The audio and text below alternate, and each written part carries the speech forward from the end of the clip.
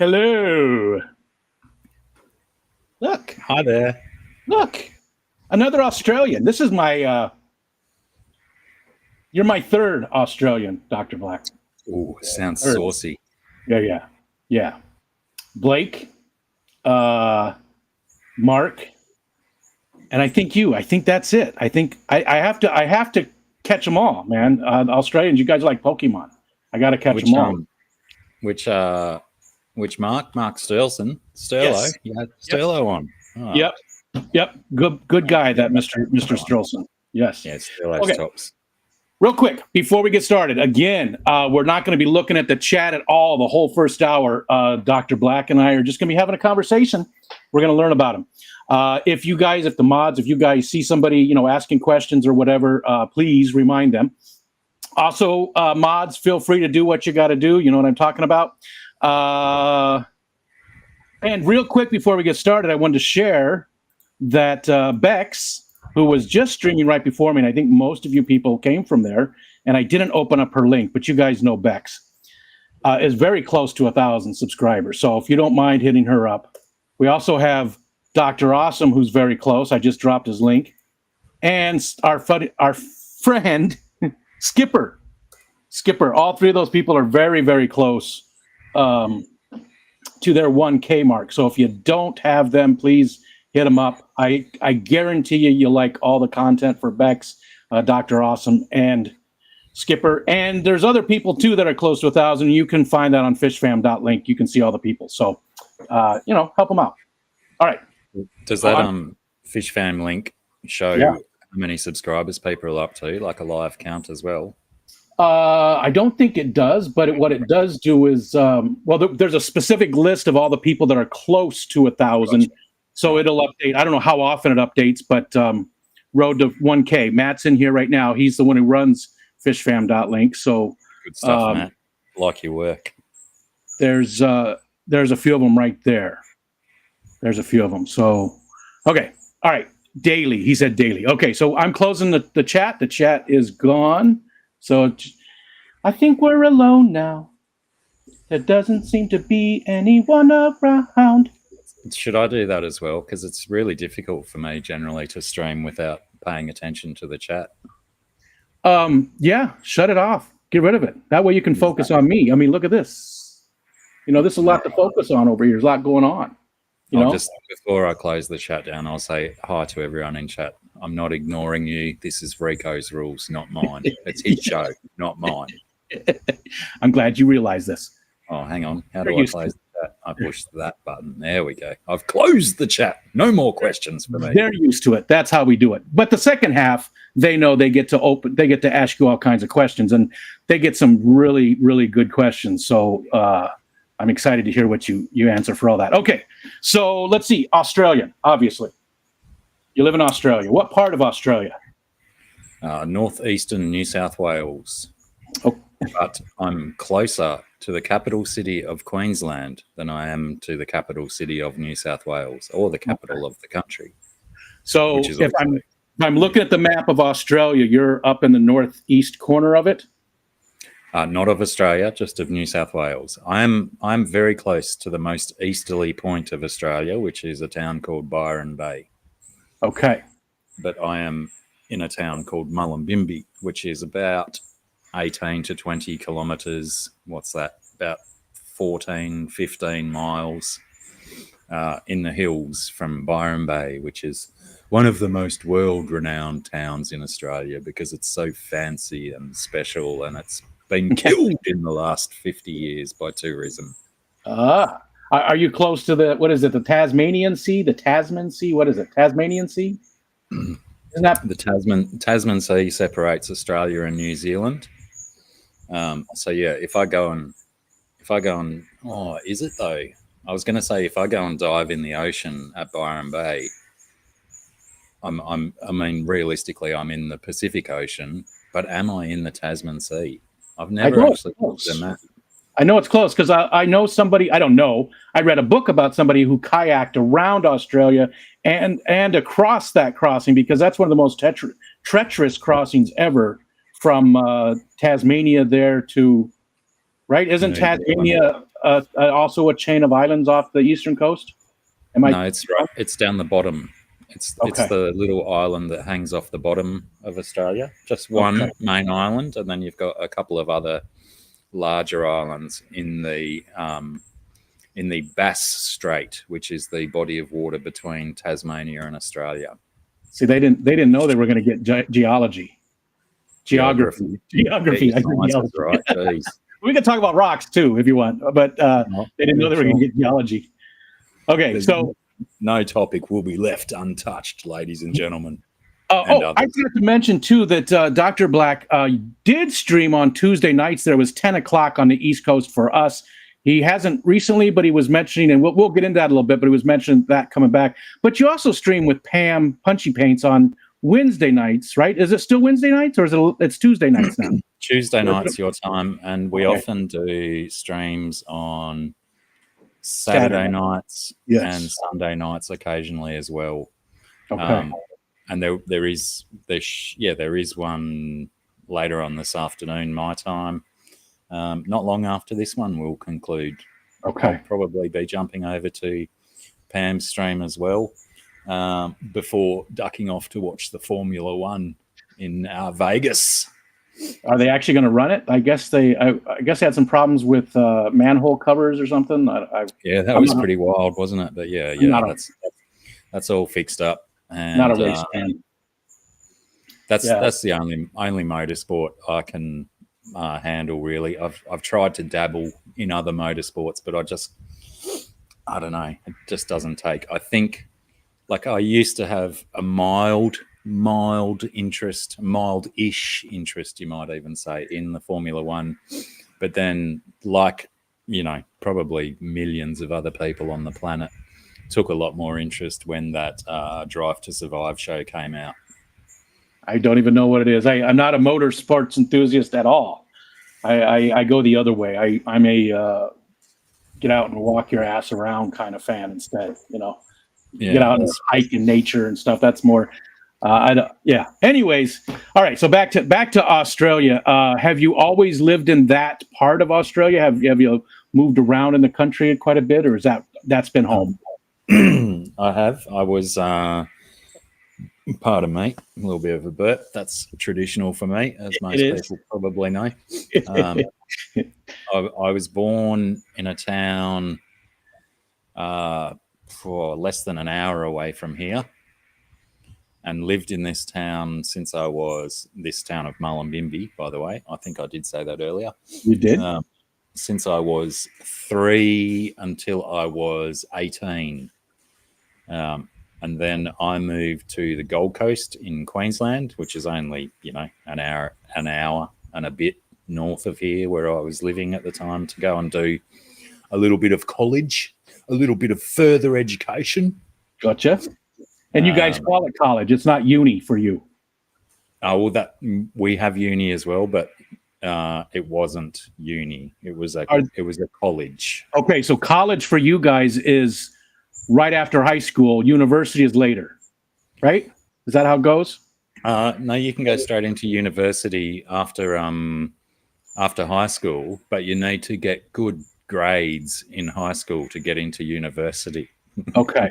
And unfortunately, I smoked a little bit too much pot and did mushrooms and stuff when I was in high school, and wasn't really a good student. I didn't become a good student until I was about 30. And then I went and started doing courses, and I started doing really good at courses and stuff. And I worked out, maybe people shouldn't be in high school when they're teenagers. Maybe they should go and sweep floors and clean toilets until they're about 18 and then start high school. Yeah. And then they might get educated on what they don't want to do in life instead of what they do want to do in life, I like it. It's I would subscribe to your newsletter. I'm on board with that. I think that would work out great. We need something to change, and that's a great way to do it, because we're not ready. We're not ready to pick up all that stuff until later. I mean, it's also, I don't want to apply gender stereotypes or anything, but teenage girls, as in the main, shall I say, or above averagely, perform okay at school, but teenage boys in the main, Yeah. you know, are Yeah. dickheads in school because Yeah. their hormones make them so much sillier than what girls do. Okay. I agree with that. I agree with So that. yeah, it was kind of like it was a private school. It was a what were they? Hospitality. They had two courses. They had hospitality, where you learn how to work in hotels and stuff, Mm-hmm. or they had marketing and advertising, where you learnt how to market and advertise. How to I lie. guess. How to lie. How to lie. Yes, very well put. Very well put. But it was of an age where computers hadn't, like Windows hadn't even started yet. So word processing was not a WYSIWYG format. Yeah. And the graphic design portion of the advertising thing was it wasn't computers, it was actual making stuff with your hands and cutting things out and sticking stuff together to make a what do you call it, a demonstration for someone of your product. I did not realize you were that old. I, for some reason, thought you were younger. All right, how old do you think I am? Well, now you ruined it. Now I think you're probably 54 years old. Fuck off. You said you wanted at least one. You gave me the perfect opportunity. How old are you? I turned 49 in about 35, 30. I can't do maths. Nearly 40 days I turned. Oh, I thought you were going to say minutes. I was like, I got you on your birthday? Woo! No, you wouldn't be here if you were on your birthday. You'd be out doing something. I'd probably be out. Yeah, on the ground. Or something. I didn't think you were that old until you started talking about the computers, and then I thought you were older. So it was your fault, not mine. Just saying. Yeah, I think potentially the curriculum of that school might not have been very advanced. Maybe they had a set curriculum that they were adhering to. Maybe their teachers weren't moving forward with technology. Yeah. I think that might be the case. But like we had all of my assignments I had to write on an electric typewriter because computers were too expensive for me to afford as a homeless 18-year-old student. Were you homeless? Well, no, I was living in a place, but I wasn't at my home. Gotcha. Okay. I was renting a house with some girls that also went to the same college. Girls, they let you stay there. Yeah, it's crazy. Yeah, I don't. I don't see how that happened. I don't know that. Well, one of the girls that I lived with, she was a classmate of mine in high school, and she had already enrolled in this college, and her parents were friends with my parents as well. And I guess somewhere along the lines, both groups of parents were having conversations, and maybe my parents were having conversations. Oh, our son, he's got no desire to succeed, or things like this. What shall we do with him? And they might have proffered the idea that this college was going to be the saving grace. Gotcha. Did you make it all the way through too? Did you become a marketing? I graduated with a diploma in marketing and advertising, but during the course of my studies, I realized that marketing and advertising may potentially be one of the most evil activities on the planet. Yes. I never pursued it, even though I did quite well and got high distinctions in most of my exams and projects and whatnot. You were good at being evil. Yeah, I can see that. You got that demeanor. I was good at being evil when it benefited me. Yeah. But to go out in the world and try and benefit others by throwing my evil around, that wasn't exactly my cup of tea. You had to save it. You had to save it for those times when you might need that evil. I want my evil just for me. I don't want to share it. It's beautiful. So you never went out and did anything with the marketing then?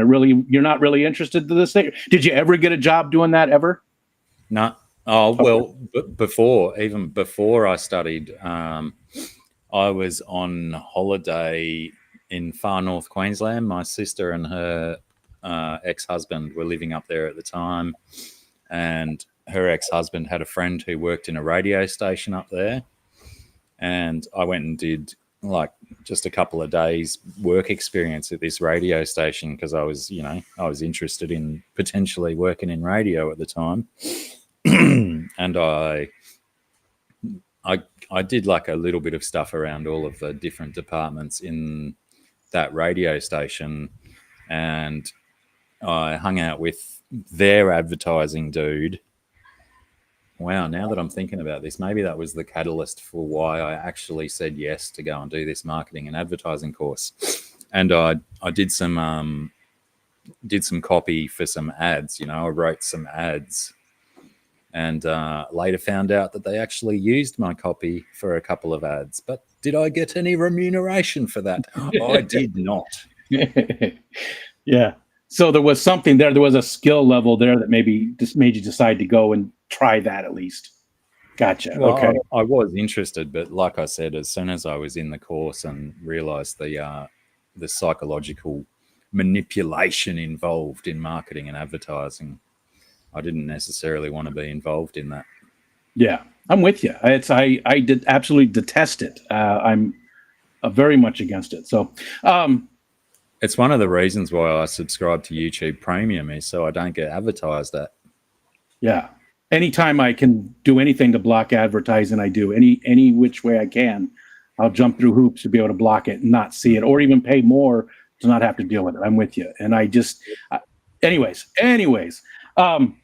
So you got out of school, and instead of doing that, what did you do after school? What did you go do? Well, I did that college course, and then... That's what I mean. After the college course, what did you... Then I moved back home from the Gold Coast, back to Mullumbimby, and I started an apprenticeship doing electronics repairs, like TVs and stereos and VCRs. For those young people in the audience, that was a video cassette recorder, an antiquated technology that now that audio cassettes are coming back, the VCR probably will too. I don't get that. I don't get that. Why are cassettes coming back? I get why albums. I get the sound thing, but why cassettes? Nostalgia, probably. Yes, but I mean, there's nostalgia. Retro. Sound like ass. They sound like. I mean, they're better than the 8-track, but they don't sound great. They don't have the LPs. I get that. You can get a different, warmer sound compared to digital, but with cassettes, you just don't.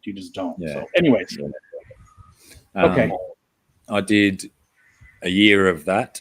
And then when you're doing an apprenticeship in that kind of stuff, well, actually, I think most apprenticeships in Australia, well, there's a couple of contributing factors why I stopped that apprenticeship is, crikey, this is going to be an extended story, but that's okay. That's what you're here for. We had a thing here called TV aggregation, where back in the day we had...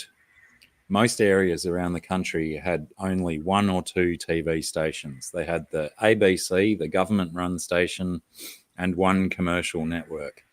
When television aggregation happened, TV transmission broadened to UHF transmissions instead of just VHF transmissions. Sorry for the technical terms, ladies and gentlemen, but Google it. I'm not going to explain it. And that meant that we were getting 4 new TV stations. So we'd have the government broadcaster, a subsidiary government broadcaster, which by I mean that they were a private company, but they were subsidized by government funding, and then 3 commercial networks, and they were broadcasting on the UHF network. So that meant that everyone around everywhere needed new television antennas installed. Okay. So because I was the grunt at the company that I was working at, it was only a family business, only one main technician and one apprentice, this guy. I was getting sent out on the road to do all of the antenna installs and not actually learning all of the trade. Gotcha. So I was doing some horrible crawling through roofs in summer and climbing up antenna poles because we're in a very hilly area and UHF requires direct line of sight for an antenna to work properly. So, climbing up a 5 meter, let's call it 6 yards, antenna pole to do all this wiring and stuff. It wasn't my cup of tea. Crawling through tiny little crawl spaces in roofs to run cable was not my cup of tea.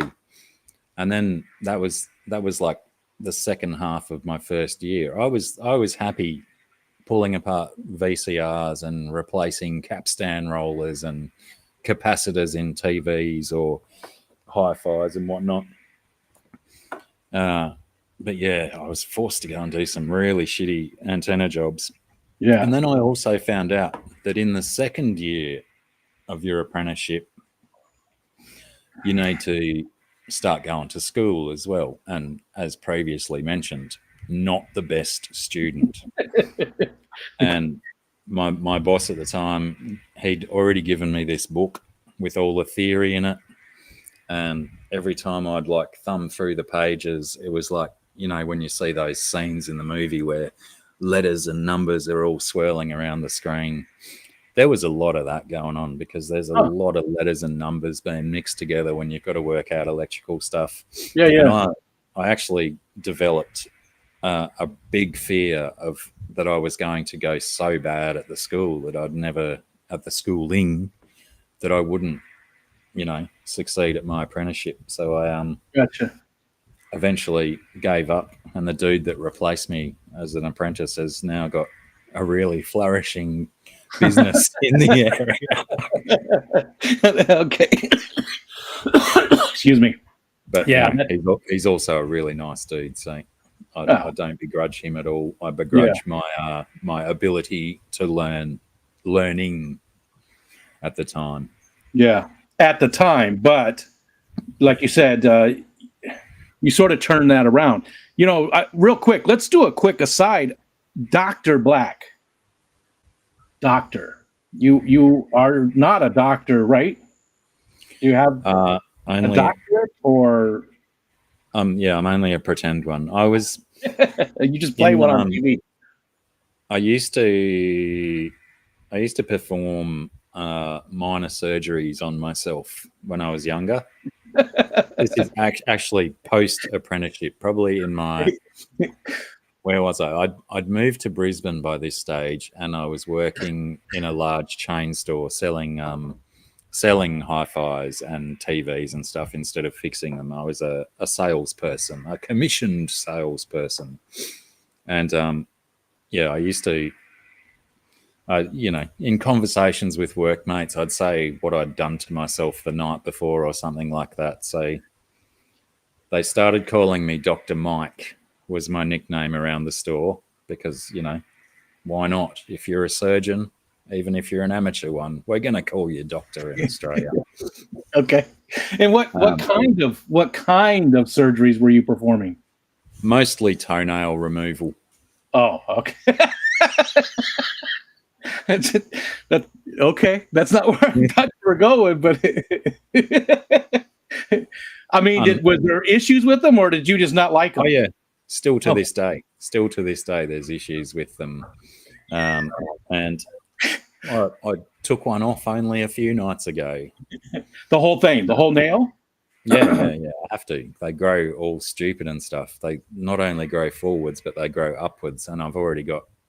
Oh, shit, I nearly said the R word. Better not say that one. I can say shit, but I can't say the R word. They grow all wrong and chunky and stuff. R word. And then they hit me what you meant. Gotcha. Okay. So you just pull your toenails off? I mean, do you numb it with whiskey or something? I mean, what do you do? Only via the stomach. What? Numb it via drinking it. That's it. Nothing else. Yeah, no. It hurts. It hurts when I do it. But yeah. And then I've got I mean, I'm barefoot most of the time. I rarely put shoes on. I'm with you. I'm the same way. So if I had to wear shoes, it would be a lot more painful, but it still hurts. But if there's no pressure coming down on the wound, then you're okay. So yeah, You're not okay. You just pulled your damn toenail off. I can't. I'm stuck on it. I just give it a try. Give it a try. You might turn around. I even have no. I'm stuck on this. I can't. So what do you use? You just get a pair of pliers and you just like slowly pull it off? Initially, I've got this wonderful pair of nail clippers that are like wire cutters. Okay. And I just go down the middle of the toenail towards the cuticle and give it one big cut, and then fingernails for the rest, baby. God, you know what? Fuck you. So then, yeah, after being labeled Dr. Mike for quite a while, I joined this band, or I helped form this band, I should say.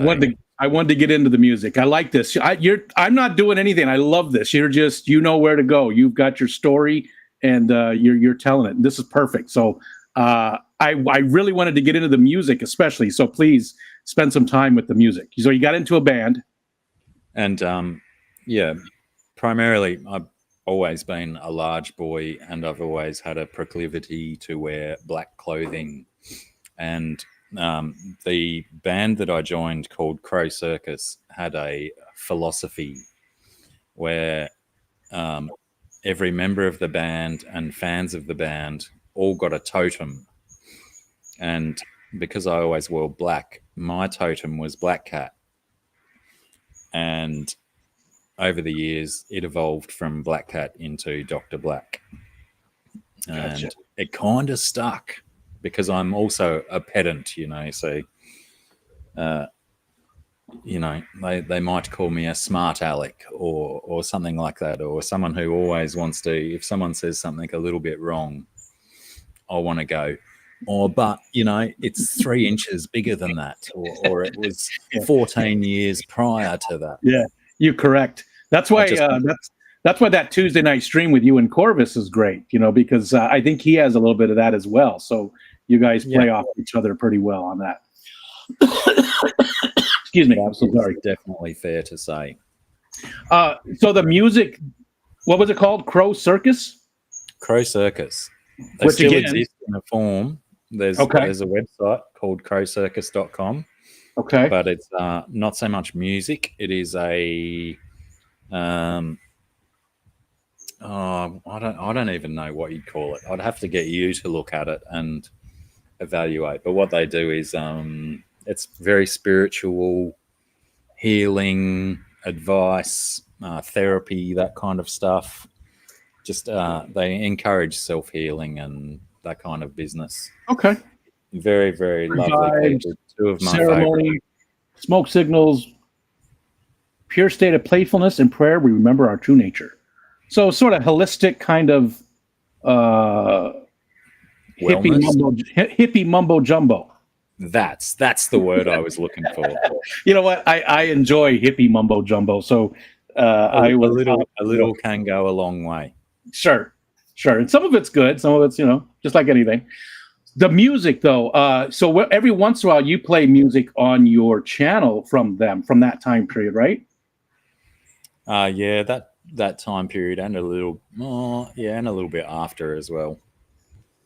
Because I've heard a lot of your songs when you're doing those streams, and I've always been impressed. And it's a wide range of music. Because I remember one time it sounded like the Cult, the Cure, to me, and then another time it was a lot heavier. I don't remember. I just remember it was a pretty. Could you nail down what type of music it is? What would you call it? No, I don't. I've never restricted myself. Just like my listening to of music. Gotcha. Never ever restricted myself to one genre. Okay. I can smash through a Kylie Minogue record or a Justin Timberlake record and then go and listen to some Cannibal Corpse or Deicide or Lamb of God. Gotcha. So Oh, and it was so refreshing seeing Kylie Minogue got to do a song at the Las Vegas F1 opening ceremony. It was brilliant. I don't know if I even know any of her music, to be honest. You're missing out, son. You're missing out. She's a national treasure, right? Exactly. Yeah. I mean, you've got a few. You've got a few. Ozzy Man, he comes to mind. He's a national treasure for you guys. He is, he should definitely be listed as a national treasure in the near future if he's not already. All right, so but you don't play music today, or I mean, I know you play here and there, and I do remember the acoustic guitar and the one stream. And I'm fond of you to bring that up. I've brought it up a couple of times with other people too. Tell them about it. I think not to bring the chat into it, but I think Huawei generally has a link and a timestamp exactly when that happens. I don't know if he's a mod, if Huawei is or not. Maybe I need to make him one, but I would recommend it. He is one of the best mods going. We got so many good ones. I'm very lucky that way. Anyways, but today you don't do you ever play, or do you ever create music anymore? Do you still play? I still play, but I don't. I definitely don't play as much as I should. Do you do shows or anything? I mean, do you play out or just? Definitely not. Okay. The last time I played in public was with Sarah. We had booked a gig because we'd been rehearsing a bunch of songs, and we had booked a gig at the Mullen Music Festival, which is a music festival that happens every year in this town, in someone's backyard on a stage that they'd created. And then maybe serendipitously, there was a complete power outage in the town. Something had happened and the power went down. So instead of playing on this fairly large stage that someone had erected in their backyard, we had about probably 20, 25 people sat around in these couches by candlelight in the backyard setting as well. And we played, half a dozen songs for these people, maybe some more. But that was the last time I'd played. That sounds perfect to me. Especially if you're now. Do you do covers and stuff too, or is it all just original stuff? When I play with Sarah, it's all covers except for one song I think we were doing at the time that was written by her, which is a beautiful song, which we should be doing more often. Every time I talk about playing music, I think I always come to the solution that I should be playing more music, and Sarah and I should be playing more music together. But we just don't see each other often enough because of the distance between us and stuff. Yeah. How did you guys meet? We'll shift gears a little bit. How did you and Sarah? We know a lot of people know her as Scunge Princess, or is it Scungy? Scunge Princess. Yes. Scungy is the affectionate nickname that she's been dubbed by a lot of people, including myself. Very good artist. You can see her stuff on Instagram, and if one of the mods wouldn't mind dropping her link on Instagram. I don't know if she does anything on YouTube other than stream with you on Pam's, right? But she's dropped a couple of videos on YouTube which are pretty interesting, but yeah, it's not her premiere social that she goes to, sort of. You can see her art definitely on Instagram. Yeah, I'm going to top up my drink. Yeah, you can see her art on Instagram. Amazing artist. I know other people have gotten pieces of art. I feel like I have a piece of her art too. Where did I don't know. Maybe I don't. Maybe I don't. I know I told my daughter to check her out because they have the same visual style to their art. It's very much alike. She does a lot of it's really weird, sort of scary stuff. Not all of it, but some of it. That's how I would describe it. A lot of alien-looking monster bugs and stuff like that. Cool. Right? That's a good way to, You'll have to message me a link to her Instagram in the messenger or something so I can have a look at her stuff. It's Yeah, only my daughter. fair if you've been looking at my missus's stuff. Maybe I should look at your daughter's stuff. Now I'm not very uncomfortable. Yeah, I will. I will. She doesn't post too much of it online yet. She's worried about stuff, but I was posting some of her things she made, and she asked me to stop. So Fair enough. yeah, she really she's worried about, because some of her stuff is very commercial, so she's worried about I don't know, she's worried about stuff. So Worried she about asked me to her stop IP because, being pinched. I'm gonna adhere to her wishes. She's anyways, how did you and Sarah meet? Well, I jumped forward quite a few years from when I was working as a apprentice. I'd been married, had some kids, split up. I didn't know you had kids. Moved away. Hang on, I got to even try and forget the timeline. Okay. I met Sarah when I was working in the supermarket in Mullumbimby. I did like 5 years at the supermarket, and because of my history in sales, or maybe just because of my personality, I would always strike up conversations with the customers that I liked. And first time I had a conversation with Sarah, I really liked her, if you know what I mean. Yes. She's got a great smile. She really does. When I see her smiling, I definitely get it. So yeah, she was living a lot closer to me at the time, and would come into Woolworths, if not every day, every other day, because she had to collect her kids in town after school, and then she'd come in the supermarket to get food and stuff. And we built up a rapport, and I built up a rapport with her kids as well. Particularly one of her kids that was a little bit troubled at the time, and she seemed to like the way that I spoke with this child.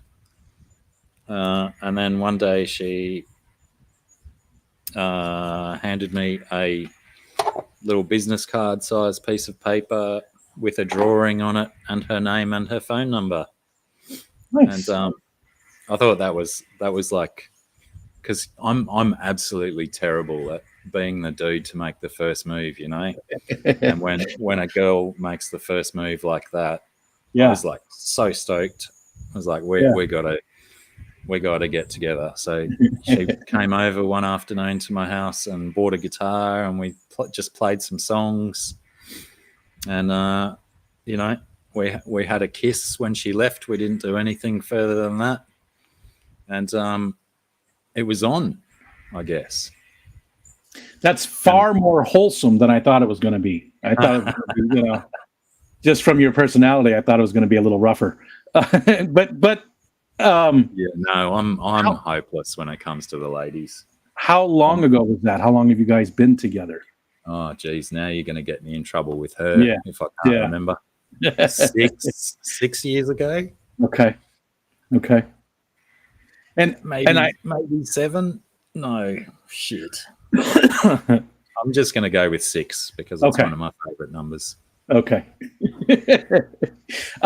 And back to the grocery store real quick. What did you do in the grocery store? Were you like cashier? Did you work in a certain department or anything? Or I worked in, when I started there, I was on night fill, which was basically, you work from 7 or 8 o'clock at night till midnight or after, depending on if the work got done. That was pretty ferocious though, because every night fill manager that I worked under was a tyrant. If you were flirting with the girl that you were filling shelves with, or even just having mild conversations while you're still doing this and putting stuff on the shelves, they were like, less talking, more working. But the hours didn't jibe with my my social life or my drinking life or any of that stuff. So I was very thankful when I was offered a position in perishables, which is, your your dairy stuff, your freezer stuff. Oh, look out! What's he done? Oh no, you're good. Keep going. I just had to push a button. I had to push a button. So yeah, that was daytime work. So normal 7:30 to 4 o'clock sort of hours, filling up the fridges. Basically, I think all of my work was fridge related. The freezer work was pretty tough because it's like minus 18 degrees in that freezer. Yeah, you have to go in there and forage around for stuff. You need a bit of a ski jacket or something on to go in there. I was just curious because I also did that. I was in the produce department, the fruits and vegetables. I did that stuff before I got into my career, which was IT. That's what I did. I was, green grocer, they called them back then, but produce department, setting up all the apples and stuff and such. Yeah, I did quite a few relief shifts in produce as well. Always liked it. I lived in Arizona. I'm sure you've heard of Arizona. Well, there's no seasons really in the southern part of Arizona. It's just pretty much that's where the Grand Canyon is.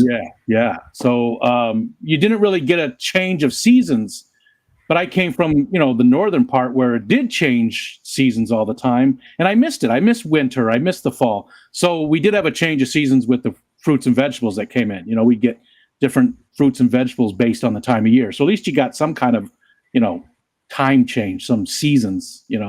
So that's Arizona. It was always the same stuff. Now, and it's summertime there, right? You guys are getting into summer, close to summer. Close to summer, yeah. Spring. It's been like our autumn fall was this year. Yeah. We had a ridiculous fall where we had a week of temperatures in autumn that were hotter than any of the temperatures we had in summer last year. Gotcha. Yeah. And now spring, we've had some incredibly hot days. And now, thankfully, because crikey, the temperature and the humidity really gets to me. But the last 2 days have dropped temperature considerably. So when we're supposed to be ramping up to hot weather, we've got, what am I on? 24 degrees at the moment. Which is about 78? Yeah, that's about right. Almost spot on. That was a good guess, huh? It's 36 degrees Fahrenheit here, and I have the window open. Yeah, nice. I'd do that too, I reckon, if I had temperatures that low. You get used to it. Even in the winter, I leave my doors open. I'd rather sleep cold than be too sweaty. Yeah. I like it cold. I'm a little heavy. I'm a heavy guy. So I call it insulated. Yes, very well insulated. Double insulation. All right, so you and Sarah met at the grocery store, which is cool. Let's see, what time is it? Okay, yeah, we still got about 14 minutes before we open to the chat. Let's talk about, so music is a big thing you like to do. What do you do right now as far as you take care of your parents, right? Your parents have gotten old, like happens to most people, and you take care of them as a caregiver, or what? How does that work? That's absolutely right. That's what I do. I am basically on call. This is the door into my place here, which is like a little granny flat. I don't know what you call them over there. Bedsit, maybe. I don't think we even have a word for it. I don't even know. The main house is over there, and I'm basically 24/7 on call for whatever they need, and try and just maintain the routine of the daily operations of the house. Gotcha. That they are no longer able to fulfill. Okay. Do they have health issues, or is it just age? My mum has Parkinson's. Oh, okay. For about 12 years now. Wow. Okay. Maybe 13. So she's quite advanced. Yeah. She also has scoliosis, so she has a very, very, very pronounced hunch in her back. I hope the regular viewers are accepting these burps that I'm doing. I was going to say, you're not holding those in, right? That's part of having you on the stream is getting the burps out. That's part of it. We got to have a good one. Give us just one at least. You'll get it. guaranteed. Okay. We've Just still making got sure time. that not hold it in, because anybody who hasn't watched Blackie stream, that is it's a pretty common thing to occur. That's the only reason they're here is they want the burps. They want the burp. All right, so your mom, my wife's grandpa had Parkinson's, and he said the only good thing about it, he absolutely loved one part of it. He loved to go to the grocery store or wherever, and he'd go through the checkout, and they'd tell him how much it was, and he'd reach into his pocket and he'd pull out a bunch of change, and his hands shook so bad, and the money would go all over the place, and the cashier would just be horrified. Because his hands are shaking so bad, and the money's just flying everywhere, and he absolutely loved that. He said he was like his favorite thing to do. He absolutely loved doing that. So at least he had a good sense of humor about what he was going with. So. I thought you were going to say that the cashier would say, "Oh, just go, take your whatever coins you've dropped is enough. Just leave." They'd help pick up everything, and they just felt horrible, and he's just laughing. He enjoyed it. He was a funny guy. He really was. And my father has had 3 knee reconstructions on the same knee, and none of them have benefited him. But it's all due to him not doing the rehab properly. So he's only got himself to blame. Okay. And a little bit of early dementia stuff as well. Both of them have a bit of that going on. Gotcha. So can it be pretty tough some days? I mean, is it pretty? Some days, most days. Let's go with most days. Most days, yeah. Yeah. Yeah. I can only imagine. Okay. That definitely helps. And what kind is that? What is that? What are you drinking? Eddie Russell's Finest Wild Turkey. I don't know what that is.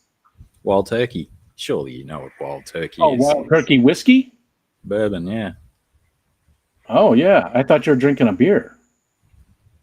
Well, I'm too fat, so I don't mix it with cola. I don't like excessively sweet things unless it's ice cream or chocolate. Or Sarah. Fair enough. Well done. Oh. So that's making up for not knowing. Timestamp this moment so I can send her that. Well, that makes up for not knowing the time, the 6 or 7 years. That makes up for it. You're welcome. True. You're welcome. All right. What about it can be very difficult. Yeah, I bet. I mean, and it's never going to get better, right? So it's not like it's a temporary thing. And that was one of my like mere minutes before we started this stream. I was in an absolute quandary because I had myself and Sarah are doing an expo coming up in early December in Brisbane. The Oddities and Curiosities Expo is coming to Brisbane from the States for the first time. And I had my 2 sisters had been organised to come and help with my folks while I was gone, because I'm going to be gone for like 5, maybe even 6 days. And then one of my sisters, who was going to be the main caregiver, saying, "Oh, I never agreed to that. I wasn't going to do that. The other sister was going to be doing that." So I'm in this full stress mode, trying to sort out exactly who's going to be doing what while I'm gone, because obviously there's not many people available that can do that. Are they close by, your sisters? One lives in the town where I was born, about an hour away, and the other one lives about 4 hours away. But she's also expecting her first grandchild the week after the expo. So we're on really tentative ground about that she might be called away at any minute. Yeah. And I'm going to be 3 hours away up the coast.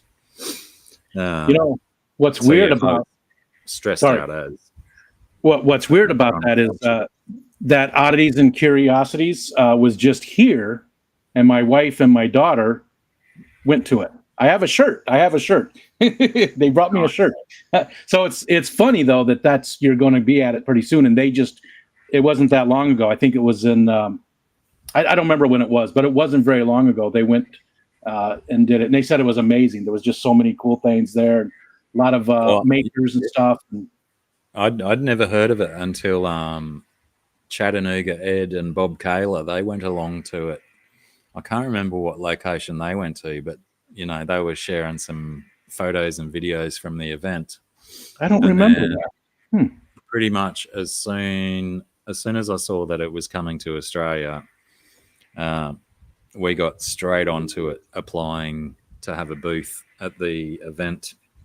We're going 6 or 7 months ago now, I think, when we first applied and got approved. So obviously Sarah's art is odd and curious enough to let us in. Oh, yeah. It definitely fits that perfectly. It definitely fits. There's going to be thousands and thousands of people walking through the doors. So the exposure, hopefully, is going to be worth the investment that we've put into this. Yeah. Because it's costing us a lot of money. Do you have anything that you put there, or are you just the oddity yourself? You're just that's your contribution, is just your personality as the oddity, or do you have like any kind of artwork or anything? Or no. Okay. I want it all to be about Scunge Princess. We're trying to get her brand launched, to get her out there. I don't want to cloud that vision with my crappy artwork. Gotcha. I didn't even know if you were an artist. I mean, I knew music, but I didn't know if you dabbled in the other stuff.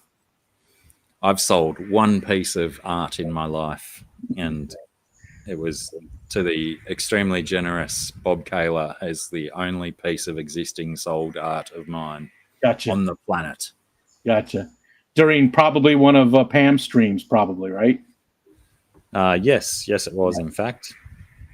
Gotcha. Okay. Real quick before we get into the questions from the chat. Real quick. Okay. Is there any other hobbies that you have? Anything that's that you enjoy doing in your downtime and stuff today, these days? I like my fish tanks. I keep some fish and stuff. I like a little bit of gardening. I like cultivating nice plants. I'm trying to grow a few chilies and stuff at the moment. I got some habaneros here to start. I've got some Carolina Reapers growing. I do crosswords. I do a shit ton of crosswords every day. Probably too many, people would say. I should say that as well, because it's great for you.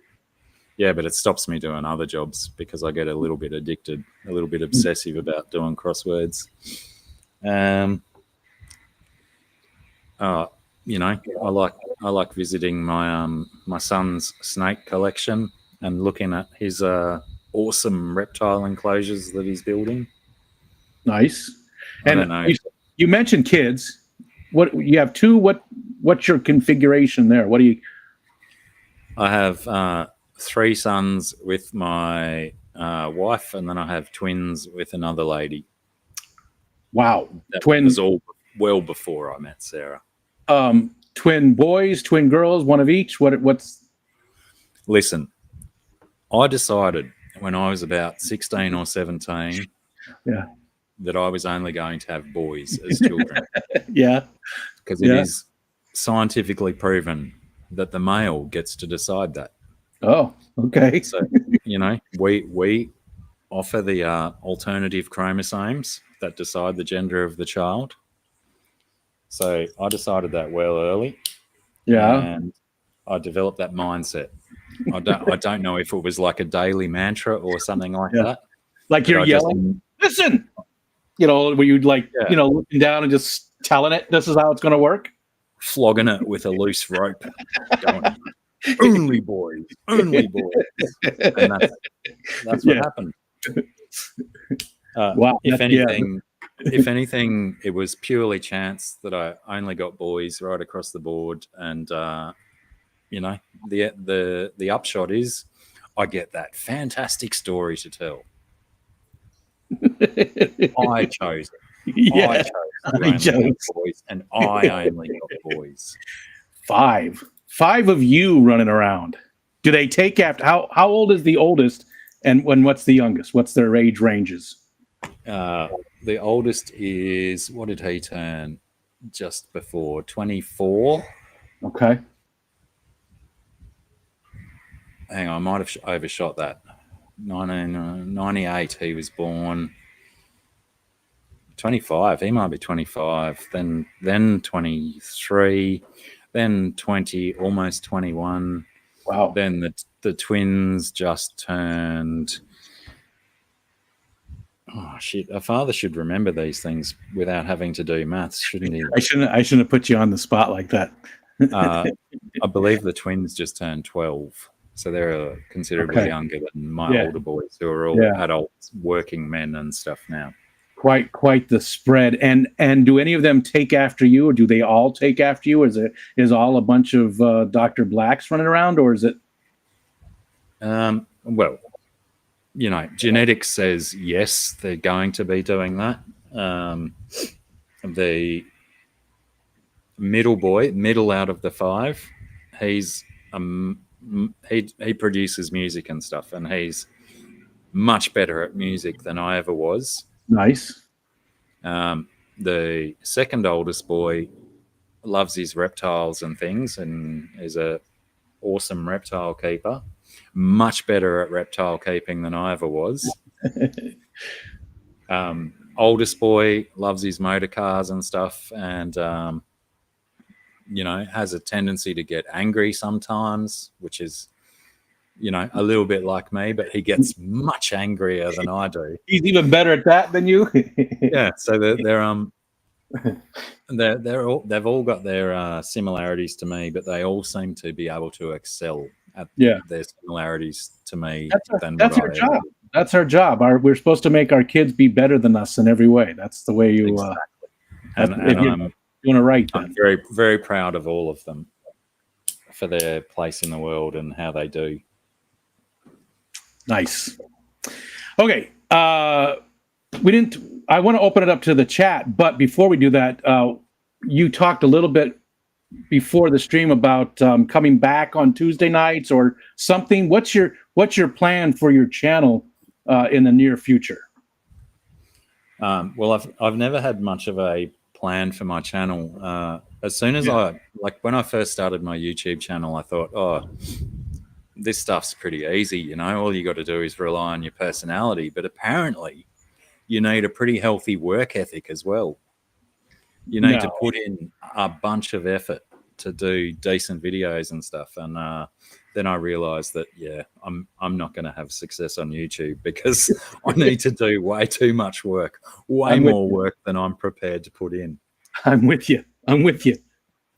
So that's why predominantly the last, maybe 3 or 4 years of content on my channel is all live streams, because all I got to do is sit there and chat. I don't have to edit videos. I don't have to cut songs and music across video. I don't have to record things. Sounds very familiar. So I gave up on aspirations of being an awesome YouTube channel, but like and subscribe by all means. And I used to do my live streams, which were mostly just random chats and stuff. And what we're doing now is I've enlisted the services of Corvus Oskin and Z-Beam. But viewers to my channel are probably familiar with both of those people. Yep. People who haven't viewed my channel are probably familiar with Corvus. Yeah, because I don't think I've seen the other guy. I forgot his name. What's his name? Z-Beam. Z-Beam. Yeah. I don't think I've seen him anywhere other than on your channel, but he's fun. He's always got a smile like he's doing something wrong every time. He's sort of got this. He's got a very straight face, sort of. He's like, he'll say something just hilarious, but he doesn't really smile a whole lot. It's just a little bit of a smile. It's like, I like. There's something going on back here. He's saying stuff. Yeah. And we've been on the same page a few times. He makes a comment, and I've said the same comment in the chat. Exactly the same thing he says. I like that he's on the same page. I like that guy. He's Z-Beam is the child of two successful university lecturers. So he's been raised in a very learned household. Gotcha. So he is also quite learned himself. So between the three of us, what we intend to do is take a particular subject each week to discuss and break apart. And there's the potential that some of the subjects we choose are going to offend some people. But our main goal is not to offend people, but enlighten people and educate the world on these subjects.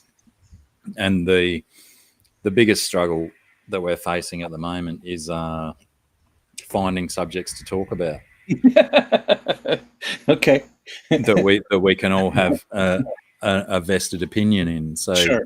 Yeah. by all means, if people want to suggest things that myself and Corvus and Joshua, aka Z-Beam, want to talk about or should talk about, by all means, email me suggestions at drblack66@gmail.com.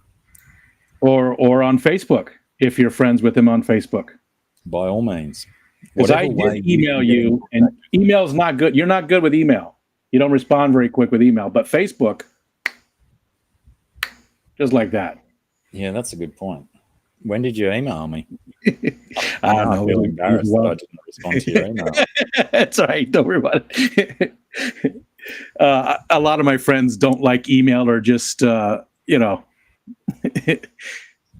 not good. They prefer social media for communication. Yeah, I think that's a very common thread around the world at the moment, is that that people find it much easier to do instant messaging than responding to emails. And I hate it. I hate it because I keep my email on the top, and I always ask people for all these types of things, this focus on and all these. I do a bunch of other little things, and I always ask people to email me. And not very many people do, but they want to be involved. They just don't want to email. They want to send me a message somewhere. There's reasons. I have reasons why I want emails. I can do so much more with it. Did you email me about this show as well? And I just haven't seen it in my inbox. Yeah. we were emailing back before your Facebook got messed up. Last year, I think, or whenever that was. But that's all right. This has been a long time coming. We've talked about it a few times. So it's been definitely a long time coming. Okay, it's after. Let's open it up to the chat. So again, if you guys would, thanks everybody for being here. There's still 45 people. I know there's a lot of streams going on tonight, so you've got a lot of choices. I really do appreciate you guys hanging out with us.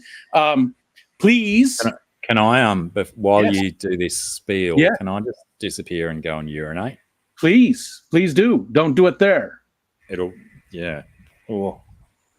I'll need a mop. I'll be back. All right. And I do see, Huawei, I see your question. I will, and your comment, I will make sure we throw that up. And please do Rico Stan, phrasing. So it pops out at me so I can see your message. And I do appreciate you guys still hanging out with us. That's amazing. I know there's a lot of other streams going on tonight. So thank you so much for choosing to be here with us. I've been looking forward to this for a long time because I really do like watching Dr. Black when he used to be on Tuesday nights. It was always a fun stream every time. And just a lot of interesting topics. They really bounce around quite a bit. The stuff with the music, just everything. It always seemed like we would have a lot in common. He's somebody that I could just imagine sitting and having some drinks with, and just being real, not having to put on a face or anything. You know what I'm saying? Yeah. We've got some more good guests too, though, coming up for the Focus On. We have Aquafunk, which again, that one's been a long time coming. We also have Killer Kitty this coming Tuesday. We got Chris Aquazone. There's quite a few people coming up, so it's going to be fun. Okay. The very first question isn't a question. It's just Huawei saying, let Dr. Black know I love him. So I love you back, Huawei. But he wants to know where you got inspiration for the Grub song.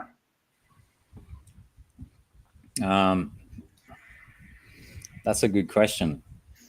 Well, I was This is back in the Crow Circus days, and I had been hanging out a bit with the bass player at the time and his wife, and she was well, probably still is. She's an artist and an animator, and we came up with a concept to do a kids DVD. So we were writing a bunch of songs aimed at kids that we would animate and release a DVD because, YouTube probably was only on its early days at that stage, Yeah. and there wasn't a lot of money making availability other than releasing things like DVDs or CDs at the time. So we were going to make a DVD of, maybe an hour long kids thing, but it never came to fruition because I had to leave Brisbane and come back to Mullumbimby to support my ex-wife because she became disabled and I had to help look after the kids and stuff. Gotcha. But yeah, I'm not 100% sure. I think I had the music for Grub recorded before I had any concept for what it was going to become.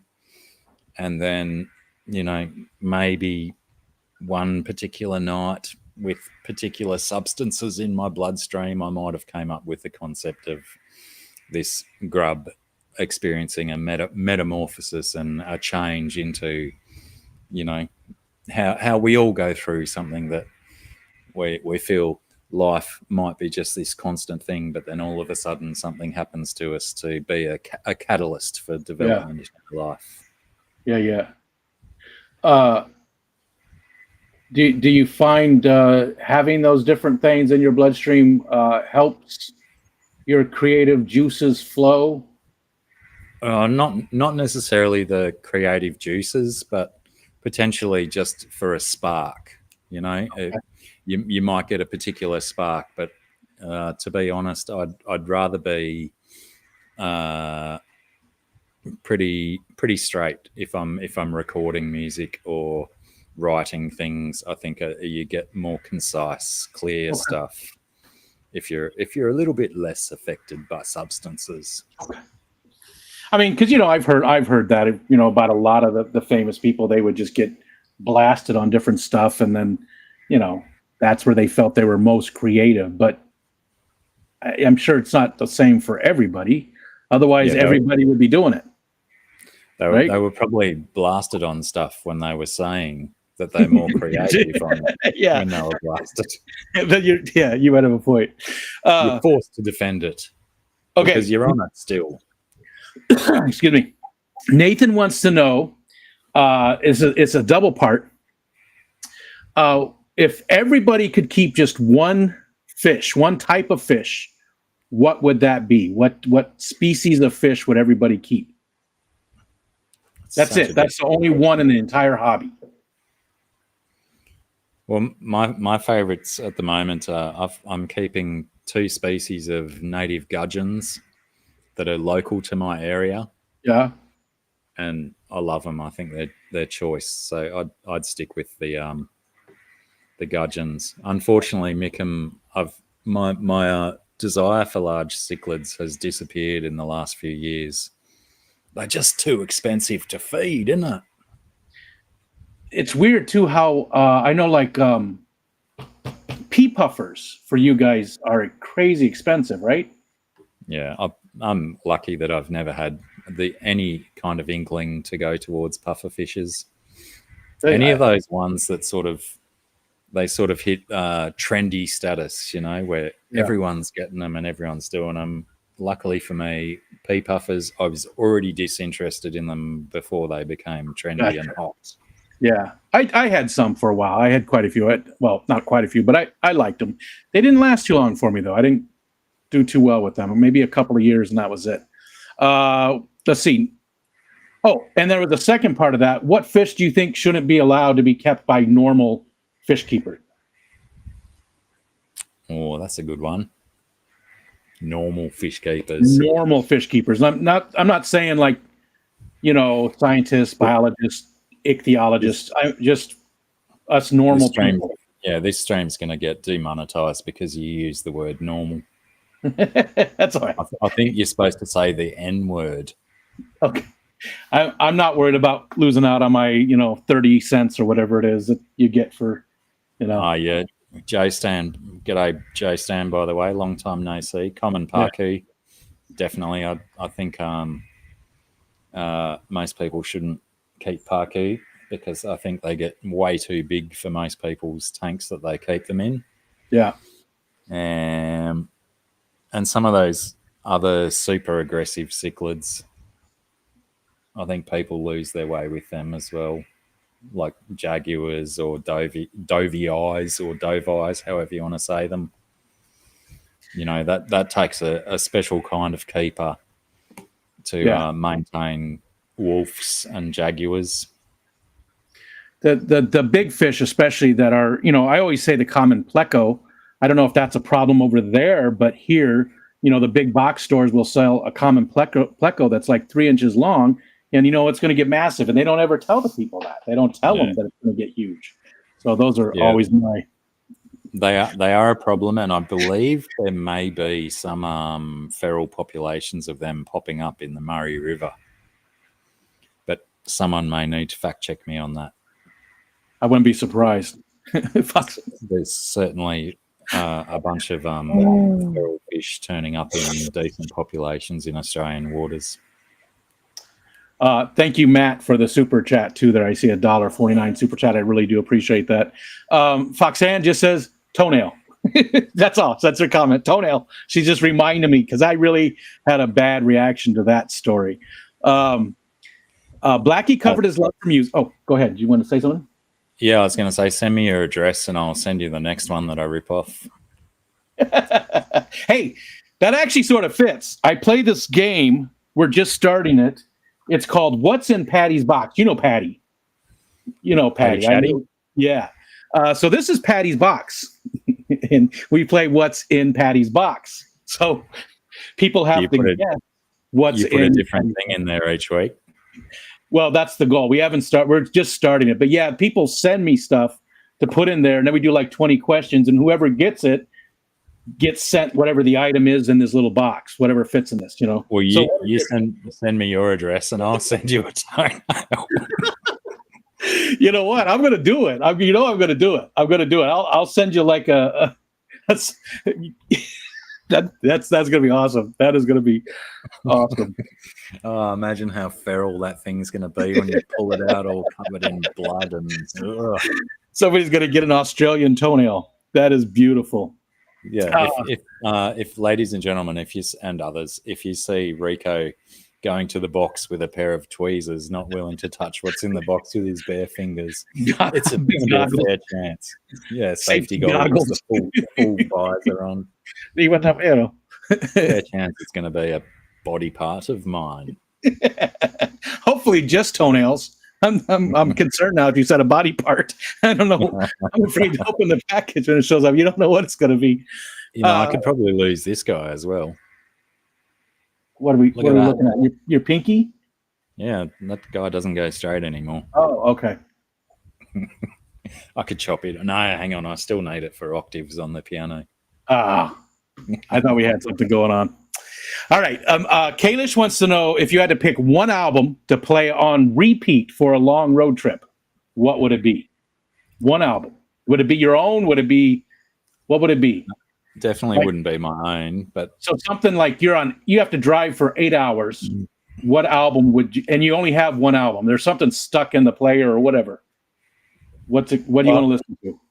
I hate this question because it's so difficult to pin down something. It is. I'm the same way. I'm going to maybe go with two alternatives.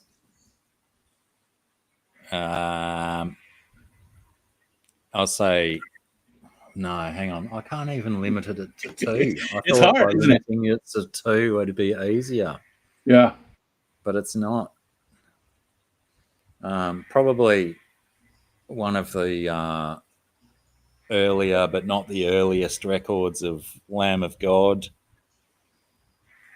Lamb of God are pretty up there on my Something by Lamb of God or Faith No More.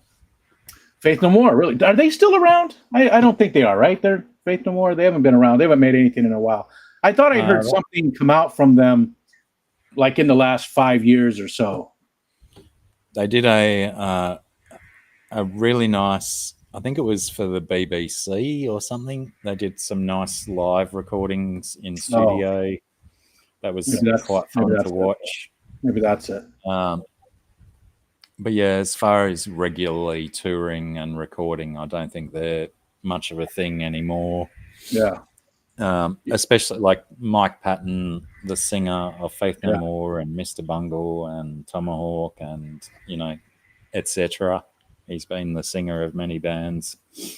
He had a bit of a mental health crisis in the last 18 months, so I think he put a lot of his work on hiatus. But fingers crossed he'll get back into the fold soon, and we'll see a bit more of him soon, doing what we love him doing. Speaking of Mike Patton, though, crikey, what was that Italian one? Why can't I remember the name of it? And I listened to it so much. He did a band with a small orchestra where he was doing Italian pop songs and TV show themes and stuff like that. Never even heard of it. God, I hope someone comes into the chat before I can remember it. Otherwise, I'm going to have to Google it. We're doing that right now. Let's see. We got Mondo Cane. Mondo Cane, thank you. I don't know why I couldn't remember that. Beautiful, absolutely beautiful songs in Mondo Cane. I could probably listen to Mondo Cane songs on repeat for 8 hours. Yeah, I have never heard of it, but I've got it here now, so I will take a look at it and see, because it sounds interesting. 40-member orchestra and 15-piece backing band contains a series of cover versions of 1950s and 60s Italian pop music.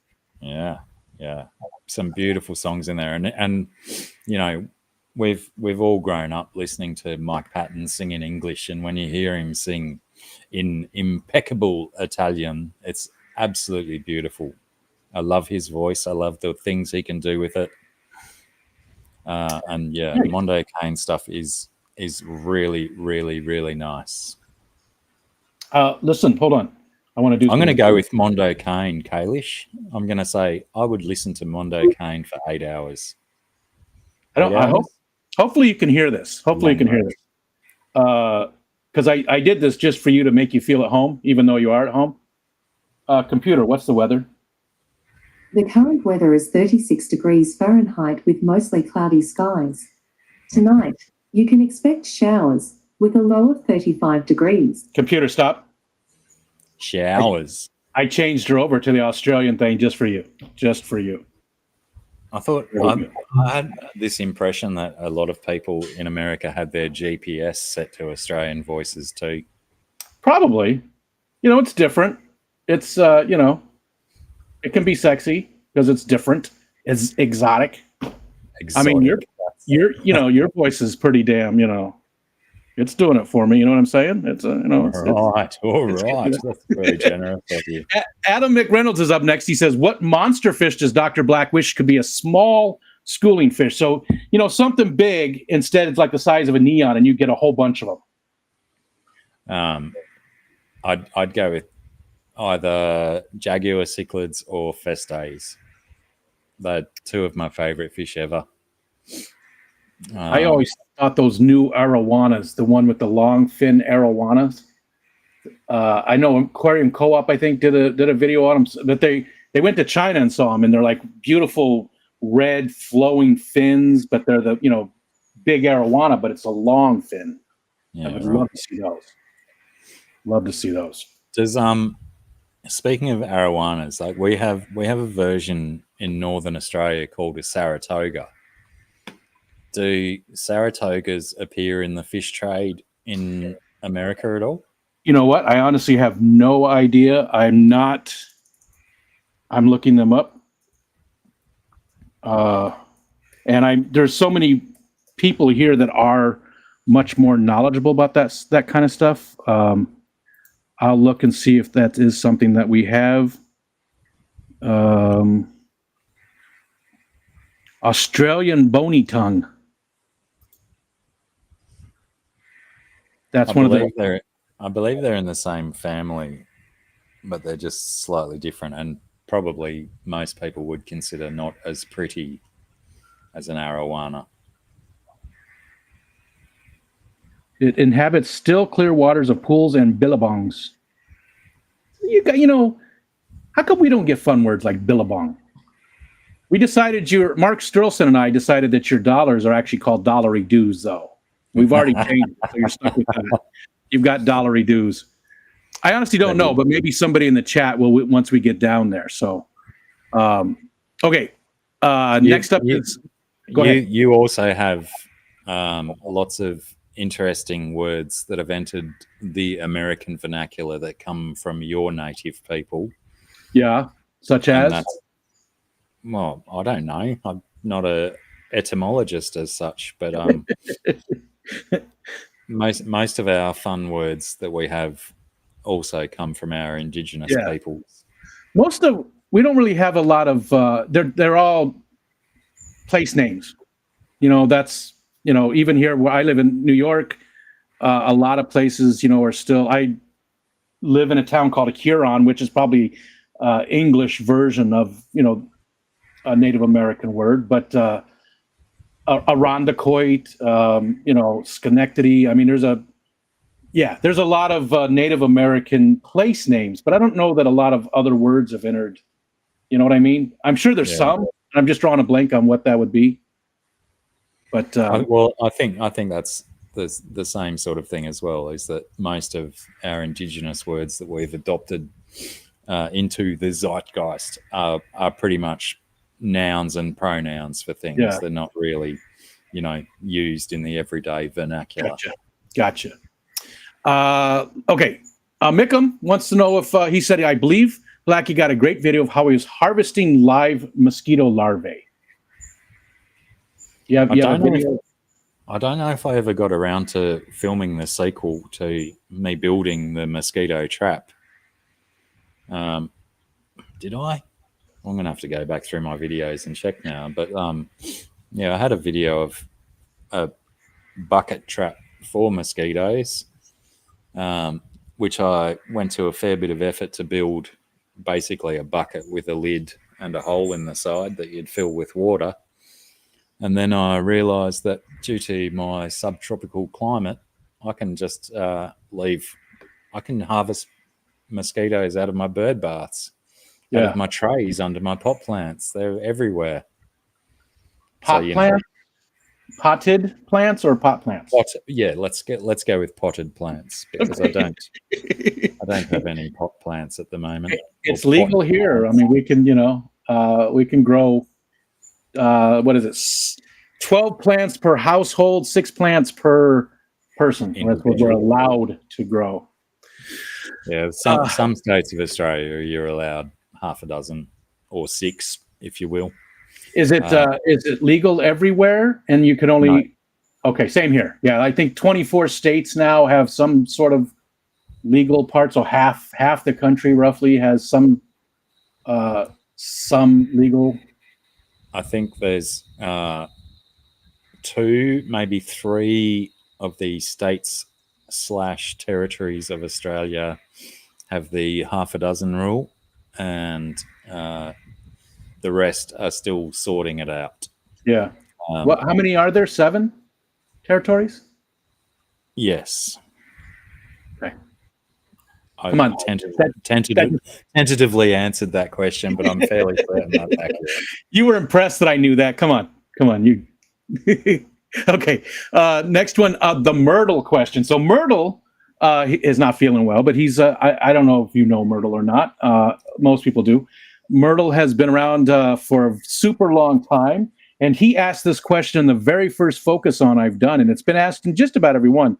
And it is it's a fun question. It's sort of like, okay, what would you change about me, and what would I change about you? It's a difficult question. Sometimes it's easy. Sometimes I know exactly what I'm going to say. It's so easy to pick. But with you, I got nothing. I think with you, I would change your parents' health status. I think I would give your parents, get rid of the dementia and make sure that they're able to, you know, take care of themselves. I think that's what I would change about you. I think that would be the biggest thing. That's wonderfully kind of you, but unfortunately, it doesn't fit the brief, does it? No. This is a hard question, and I don't know that you know me well enough to. Well, I can only go with the physical, and I would say that I would make Rico's hair shorter so it's not as long as mine. Okay. Yeah. A little bit shallower than Rico's answer. I always say it's nipple length. I like to talk about nipple length, so it's nipple length. Oh wow, we're about the same then. This is going to be a shirtless stream soon, I can tell. Okay. It's been a long time since I've taken my shirt off in a stream. It's been even longer for me, believe me. Big Cat, what's up, Big Cat? Do you believe in aliens? What was that? Do you believe in aliens? I believe there's, based on the immensity of our universe and the propensity for things, catalysts in the universe, that there's got to be the potential for them to be out there. It seems shallow to imagine that we are the only piece of rock in this whole vast entity of space that has generated some kind of life. Yeah. I think everybody's answered in the affirmative and pretty much like that. I think most people do believe it's at least the possibility, right? It doesn't mean that there's, maybe we are so far the most technologically advanced planet out there with life on it. It doesn't mean that there's not life on other planets out there. Yeah. There could be other planets that just have amoeba on them at the moment, and in a billion years they're going to be where we're at. Or there could be other planets out there with extremely advanced forms of life on them that just want absolutely nothing to do with us. Well, have you met us? I mean, I really don't want much to do with us. Yeah, I wouldn't want to meet me. No. Next up is Mountain Greenery, who is Big Cat's other half, and she would like to know if you could live in any of your aquariums, which one would it be and why? So you're either yourself shrunken down like a little guy, and you're in there swimming around and you can breathe underwater, or you're a shrimp or you're a fish or whatever, however you want to put it. Which tank would you live in? Would it be the one that you showed us? This one? Yeah, possibly. Because at the start of your question, I was going to say that one because that's the only one that I could fit in because it's very large. But size really doesn't come across on camera, does it? Not if I can't really. Let me do this one. I'm trying to. I don't use this. There we go. That's about the best we're going to get, I think. That's about the best we're going to get. Yeah, probably that one at the moment because of the, what have I got? 1, 2, 3, 4, 5 tanks that I've got running at the moment. If I was in the 3x2, I'd be getting chased by freshwater prawns all day long. If I was in the one behind me, I thought its light would have turned on by now, but it hasn't. I'd be walking around in Malm all day long. Yeah. That one, I've moved some stuff out of the tank behind me recently into the big tank so I can do an overhaul on this one soon. But as you can see, pothos and stuff are going nuts in it. That's my main filtration. I wouldn't do the shrimp and baby bristlenose tank because I still think I might have some. Bloody hell! What are those little worms called with the triangle heads? Oh, the planaria. Planaria, that's them. Yeah, I have treated and I haven't seen them for a while, but my shrimp population does still seem to be dwindling. And yeah, I think it'd be the 6 foot because it's the one that I've focused most attention on in the last couple of months, and Gotcha. it's the prettiest, so I'd be the most comfortable in it. I like that question. She's been asking that too, just like Big Cat with the aliens. There's so many of those questions that people have asked for, more than a year, 2 years. We've been doing this almost 3 years now. So consistency is key to a lot of things. And it's a part of the show, and I absolutely love it. Zenny is up next. So her question is, what would the rest of your ideal life look like in just 5 words? Describe the rest of your ideal life from here on out in 5 words. And it can be a sentence, or it can just be 5 separate words that, describe it. Being super duper mega happy. Okay. I like it. That works. Happiness is key to a good life. It is. You got to find if you're subject to trauma or doldrums, you've got to find that tiny little thing in your life that sparks happiness within you. If you can somehow find happiness, you've got to go for it. You've got to aspire to happiness, because if you're not happy, you're cranky, you're not going to have your best life. Yeah. I think happiness is key. Find happiness that spark, and love. Keep feeding it, right? Find that spark and keep feeding it until it's a bonfire. I mean, I said happiness and love, but love is just an ingredient of happiness. And love is a selfish emotion to maintain one's own happiness, if that makes sense. Getting deep.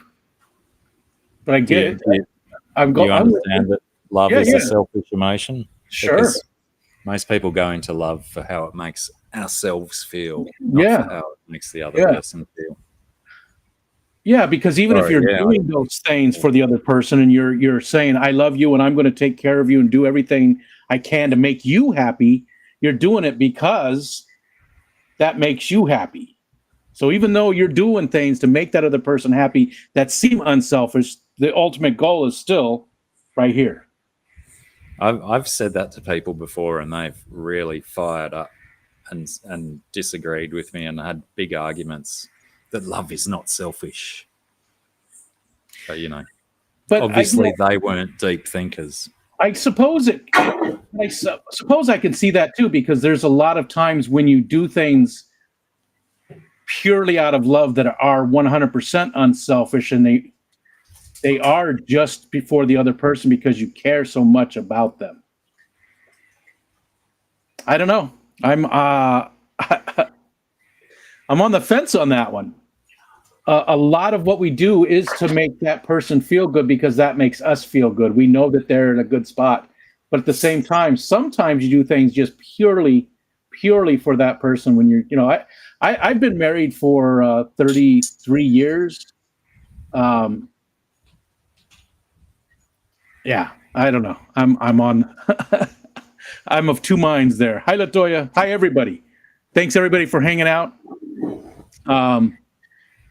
All right. Let's see. The next one I could say that like it could have been unselfish of me to invest a whole bunch of money in this expo for Sarah, but the selfishness of it is that I want her to gain exposure to the bigger world so that she can become heaps famous and make heaps of money so she can support me for the rest of my life.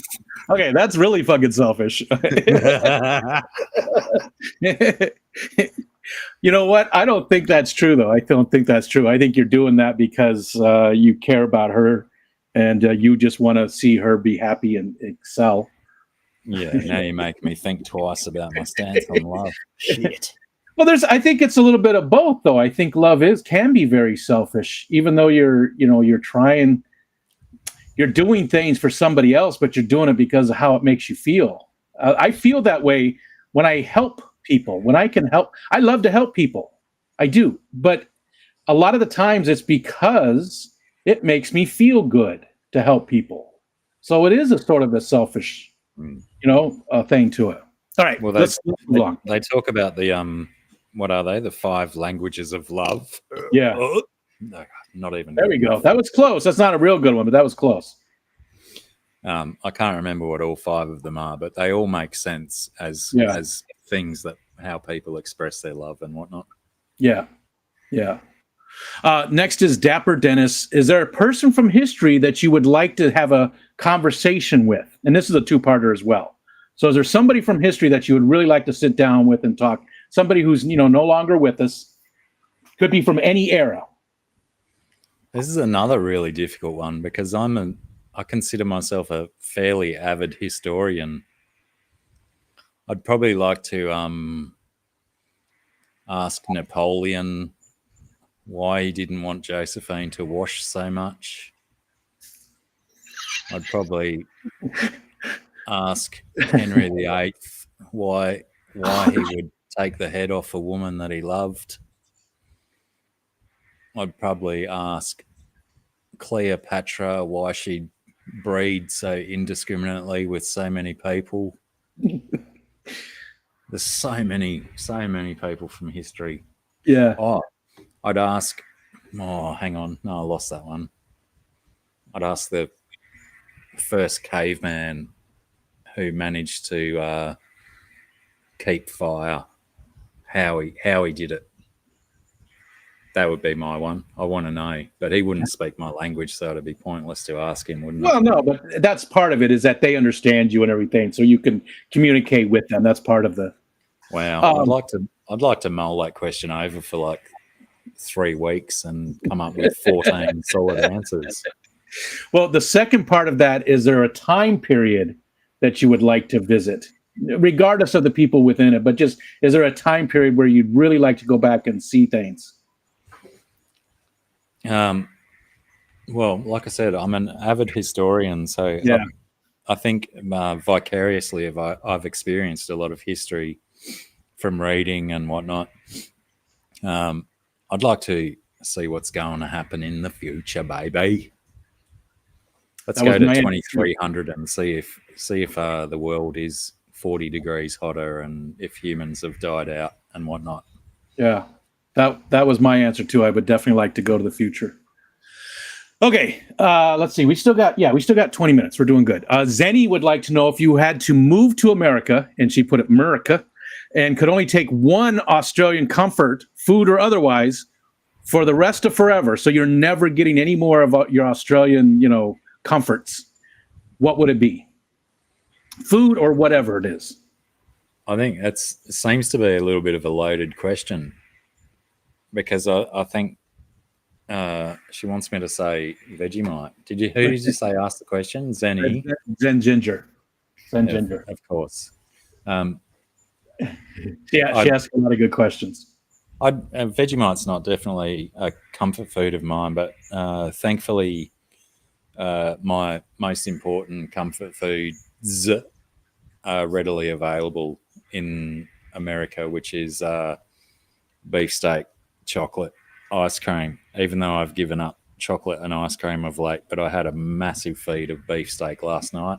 But yeah, apparently Vegemite's not so easy to come by over there, so you can get it. And I was sent some. You can buy it off of Amazon. You can buy it at a lot of the stores and stuff. It's around. I tried the one with the cream cheese in it. I didn't get straight Vegemite. I got the other type. And that's what I was sent. I do this thing called Snarfer Barf where people send me food to eat. And whatever they send me, I have to eat. Whatever, it's got to be an actual food item, not toenails. It's got to be real food. But as long as it's a legitimate food item, I have to eat it on a stream because they sent it to me. So somebody sent me the Vegemite with cream cheese in it. That was delicious. I loved it. I ate the whole thing. That was the whole jar. I absolutely loved it. One of my one of my mum's favorite things is toast with Vegemite and cream cheese on it. I like it. I do need to try just the straight though. World's hottest corn chips. Is that? If I sent you these, would you try them? I did the one chip challenge, No, and if that's like that, then no, because that was too much. It was too much. I mean, it wasn't the heat here. I was crying. My mouth was on fire. It was bad. I ate the whole chip. I just took the chip, shoved the whole thing in my mouth, and it's like the hottest thing known to man, right? And I was okay at about 15, 20 minutes from the heat here, but then down here, I started getting very, very bad burning sensation. I mean, really bad. Like I left the stream and I had to go, drink a gallon of milk, Pepto-Bismol, and it took about an hour before it really went away. And it was very painful. Like I was thinking, what did I do to myself? But then that was it. We did these guys on one of Pam's streams the other day. Myself, my middle son, and my nephew. My nephew stayed off screen though; he wasn't willing to be on screen. I need to go back and watch. It was a fun time, but yeah, it wasn't as nasty as I expected until the next day when like normally if I have I like my hot sauce and stuff like that, so I've got a fridge full of many varieties. Hang on, let me show you one of my favorites. No, I can't. It's in the fridge inside, but it's called shit the bed hot sauce. Okay. Really hot, but it's really tasty as well. And that's the thing, right? Normally, so many of them are just hot, and they don't have a great flavor. I like something with a good flavor, but normally when I do a hot sauce, the next day, sure, that first poop of the morning will be pretty brutal, but after doing just one of these chips, the next day it was like there was that first morning poop was pretty brutal, and then an hour later I needed to do another one which was pretty brutal, and then for a few hours after that my guts were still saying there's still more of this chili nonsense going on in your bellies. I was lucky because I do get that with jalapenos, or if I have anything with the seeds from the whatever peppers, whatever peppers I eat, if I have the seeds, I get that as well. That first one. But with that hot chip challenge, I did not get once the pain was gone from my abdomen, that was it. I didn't have a problem the next day, luckily, because I was scared. The heat that thing was so I was very scared. It was not a good thing. And I won't do that again. That was a one-time thing. I won't go that hot ever again. Okay. The thing with the chips and stuff is that they use like the chili concentrates instead of just, the actual fruit itself. They use the really heavily concentrated flavors and whatnot, and that's what goes nuts in your guts. But by the time it gets through to your butt, it's. Do you ever watch Larry D? Do you know Larry D? I know Larry D. He's he's very big on the hot sauces. He does a lot of tastings and stuff and shows off. I got to meet him at one of our fish events we went to. We go to this thing called the Keystone Clash every year. It's not super far from me, and I get to meet. I've met about 110 or so of the community going to this thing. But Larry was there, and he brought me some hot sauces and stuff, and some good ones. Yeah, he brought me something called zombie snot that was made with tomatillos, and he said it's not hot. He said it wasn't hot, and I tasted it, and it's friggin' hot. It's famous last words. Yeah, he said no, this was pretty mild, but he was right though. He said it's got a great flavor. It's mild, but it's got a great flavor. He was right. I see whip. Have a good flavor. It did. It was really good. It was tasty. This is my hottest one. Ultra Death Sauce. I had this imported from America, and there's another one called Blair's Megadeth Sauce, which used to be number 10 on Hot Ones, that TV show. Oh yeah. And this one's hotter than that. So, and do you eat some of that like every day? Hot sauce, like almost every day? Not anymore. Like when I first jumped into the obsession, I was pretty nuts about it, and I'd still keep buying them and getting people to send me stuff and whatnot.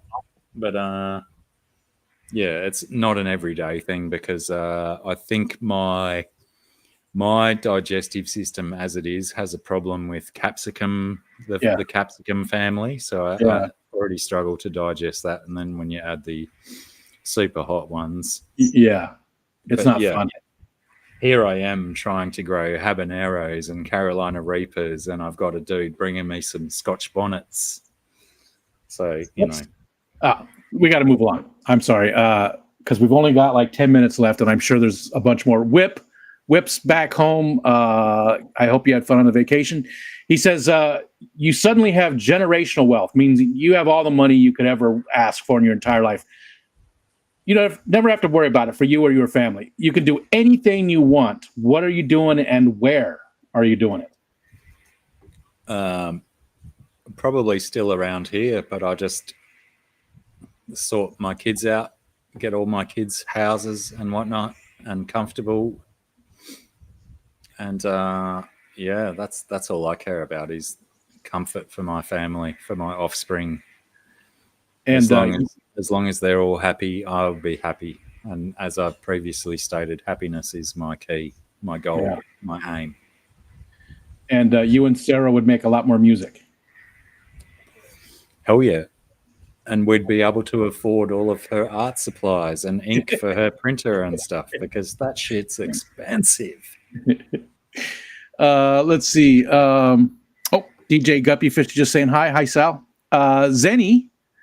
She always has the best questions. She does. If you had to pick a fictional character to live, work, and play with, like a personal sidekick, who would he pick? There's a second part to that too, but yeah, we'll start with that. That is a great question. Who would you pick? So somebody from, fictional character. I'd like to say Batman, but he's such a moody prick. Yeah, but it might be fun to mess with when he's, being like that, like, oh, who's a grumpy little Batman? Oh, Dorian Gray. Why? Because he was so, I don't know. Once he realized that he was in that situation where he was ageless, he was so lascivious and adulterous, and now that doesn't breed good light on me, does it? That's okay. You got to be honest. It seems like a lot of fun. Yeah.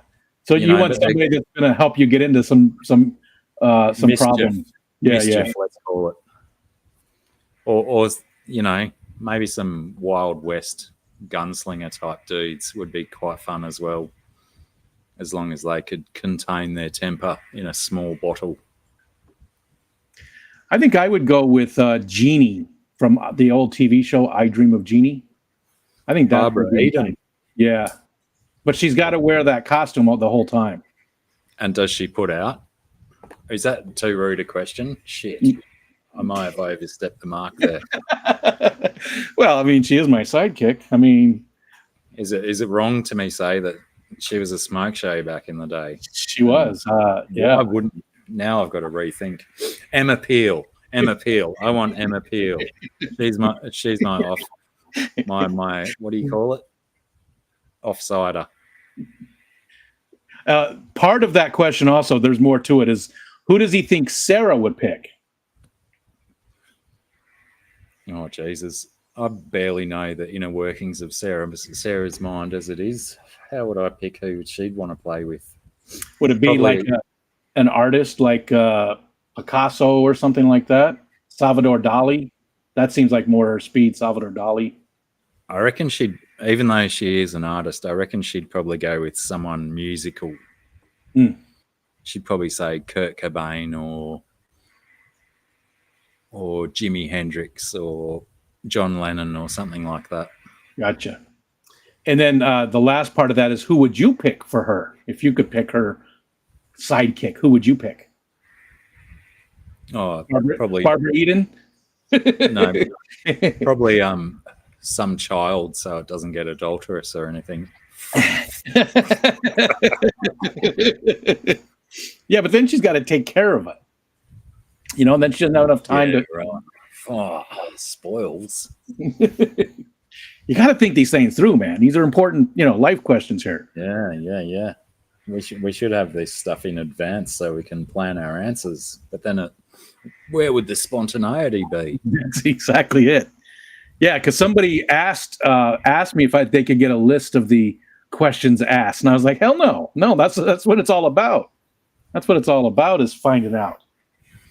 Yeah, I wouldn't want that either. I'd rather be put on the spot and have to actually prove that I can think about things instead of researching things. Well, it's genuine, it's sincere, and that's what it's all about for me. That's Okay, next up is Big Steve. Would Dr. Black rather have unlimited wealth or unlimited life? Oh, that's a tough one, isn't it? I think unlimited life would get really boring. You'd have to have, but because even if you had somebody that you loved, let's say Sarah, who also had unlimited life, I got to imagine with unlimited, you at some point go your separate ways. I think humans have proved many times in the past that you can't last together for very long, and maybe that is why we're subject to a limited existence on this planet. But unlimited wealth, you can do so much good with for the rest of the world and yourself. Yeah. So I'm going to go with wealth on that one. Yeah, for sure. I think so too. Good question. You could achieve, medical care no matter where you are in the world, even if you're in a country like Australia that has a health system that's paid for by the government. You can still achieve better medical care when you've got more money. Yeah. So I'd take the wealth anytime and accept my limited time on the face of this earth. But good question, very good question.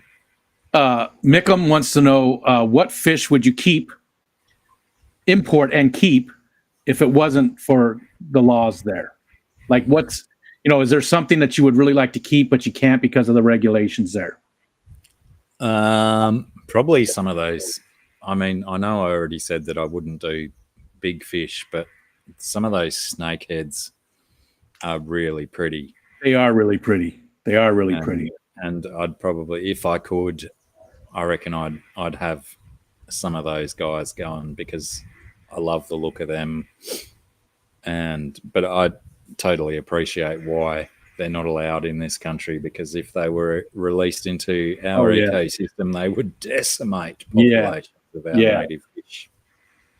Yeah. But gorgeous fish. I love an aggro fish that doesn't give a fuck and will attack anything. Is there any part of the country that gets a lot of snow? Is there any part of Australia that gets a lot of snow? The very southern tip or something? Is there any part that Tasmania gets decent amounts of snow, and apparently Australia gets in our winter we get more snow than Switzerland. Really? But that's based on area, I think, and Switzerland's not that huge a place. Oh, gotcha. Yeah. Okay. Fairly useless statistic. Okay. I was like, that doesn't sound right, but I get it. Total. Yeah. But the southeast of Australia is pretty much the only parts of the country that get snow because it's relatively close to the Antarctic region. Yeah. We get quite a bit where I live. We get quite a bit. There's snowier places, but I mean, we've had 4 foot of snow, which don't make me do the math, but overnight before, so there's a place not far from me that got 11 feet of snow in a week. The town is called Hooker, and it's on a place called Tug Hill Plateau. Nice. So the town of Hooker on Tug Hill got 11 feet of snow in a week, and it didn't break their record. People were like shoveling out from their second-story windows and stuff. And Jenny Lynn, I I'm, was just I'm an thinking about. almost 50-year-old man, and I've still never seen snow in my life. Never. Never. I haven't seen snow in about a week. We haven't had any in a little while. It's coming real soon. Like in the next week or two, it's going to start hitting us. There's quite a few people from my area that when winter strikes and the snow starts hitting up on the Great Dividing Range, which is about a 3-hour drive, we'll actually drive from here just to go and see the snow. My niece did it at the start of winter. We used to do that when I lived in Arizona because I lived in the desert. We would drive up to the north part of the state, closer to the Grand Canyon, to see the snow. Yeah. We're almost done here. So real quick, Jenny Lynn, I haven't seen you in forever. I was thinking about you the other day. I hope the grandkids are doing well. She wants to know what's your favorite reptile that you've kept or would like to keep. Carpet pythons all the way, baby. They're my favorite snakes. Always have been. I have local ones that visit on a regular basis, and I have my son keeps a few different varieties of carpet pythons. He's got my carpet python as well, called Sue, Morelia spiloti McDowley, and he's got Morelia spiloti. He's got Morelia bredlii. I don't know if you may have seen on Instagram, I posted the other night me holding 3 of the snakes at once. I don't think I saw that. Yeah, I'm not a snake guy. I mean, I don't mind them, but I don't know anything about them. That was the first time that we got. I mean, they're all big 2-meter plus snakes. It was the first time we'd got them all out together to see how they'd interact. And it was a wonderful experience that they didn't fuck with each other at all. They were quite calm and mellow. I don't know if people noticed in the Instagram videos, or I don't know if I put it on Facebook or not, but on Instagram there's video of me with the 3 snakes. It was like 1 o'clock in the morning, so I was a little bit under the weather, shall we say. I'm not 100% certain if people can notice that in the video, but I still remember the experience of having those 3 big guys on me all at once. And they are big guys. They would have been possibly 15 kilos, about 32 pounds of snake weight around my shoulder. Snake weight. And you can sort of see me slumping forward a little bit in the video under the weight, but carpet pythons all the way. They're beautiful snakes, and they are one of the most, apart from ball pythons, one of the most like hybridized and bred for pattern snakes around the world. Gotcha. Kerry King, guitar player for Slayer, he's a mad carpet snake breeder. Do you know Slayer? Oh yeah. I mean, I'm not a huge fan, but yeah, I know Slayer. I listened to years ago though. I mean, I don't listen to much of that kind of music anymore since I'm old. But that's what keeps me young, man. Listening to metal still. Listening to a lot of mellow stuff now these days. Actually, we are over time, but real quick, Ryan, PNW Aqua, said Dr. Black has the best koala fight video I've ever seen. Also the only one, but it is good. And then Coral, hi Coral, wants to know what point in Blackie's life did he realize he was a parcel tongue? A partial what? Parcel tongue. That's from Harry Potter. You could speak snake. I'm not familiar with that term. Corey, you might have to elucidate. Harry Potter series, they called them parcel tongues if they could talk to snakes. Ah, right. I think I had my first pet snake, I think when I was about 10. I found a baby carpet python out in this house still, way back then. Out in one of the trees in the front garden, I found this baby carpet snake. And I, picked it up and took it in, and it didn't bite me or anything. So maybe it was then parcel tongue. I'm going to have to remember that. All right. Try and bring it into conversation somehow. Well, I'm pretty sure. What happens if we go over? Whose toes do you step on? Well, I mean, nobody really. I mean, there's like 3 or 4 people streaming at the same time on Saturday night. So, I mean, it is what it is. So, You're just trying to maintain your system. Yeah, I don't want to keep you forever. And there are people. I skipped a question, Zenny. Let's get that real quick. I'm having a wonderful time, so don't feel you've got to cut it off for my sake. Okay, well, I mean, 2 hours is a long time, and I never know if people are just being polite or that's what I thought too at the start. I thought 2 hours is geez, this is going to be tough, and then I thought, hang on, I've done like 4 and 5 and 6 hour streams. How is this going to actually be tough for me? 2 hours. I mean, I do 2 hours every day, Monday through Friday, and then Tuesday nights I do 2 hours, and then Saturday nights. So I stream a shit ton. Okay. Killer Kitty, well done. Thank you. Oh, we'll get down to that. Killer Kitty's our guest next Tuesday for this too. Nice. She's awesome. Zenny, I missed her question. He said she said when he gets to the end of his life, and if someone from his past is there to greet him, who would he like it to be, and what would he like to hear them say? Fucking hell. Yeah, she got us with that. She did that last. Big Steve was my guest last Tuesday, and we were talking about some pretty serious things, pretty deep things, and that got us both a little teary-eyed. She got us good.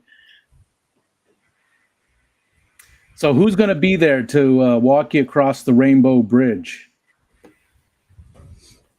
Well, initially I'd say that that first girl that I asked out, and then why wouldn't she hold hands with me on the bus, even though it was probably me that was responsible for that? But probably this if it wasn't one of my parents or my children, this dude that I used to work for, he was a Frenchman.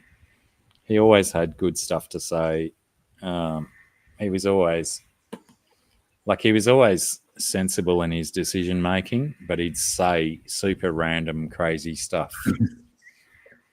So, like what? Like what? Could you remember example? Like, did he do?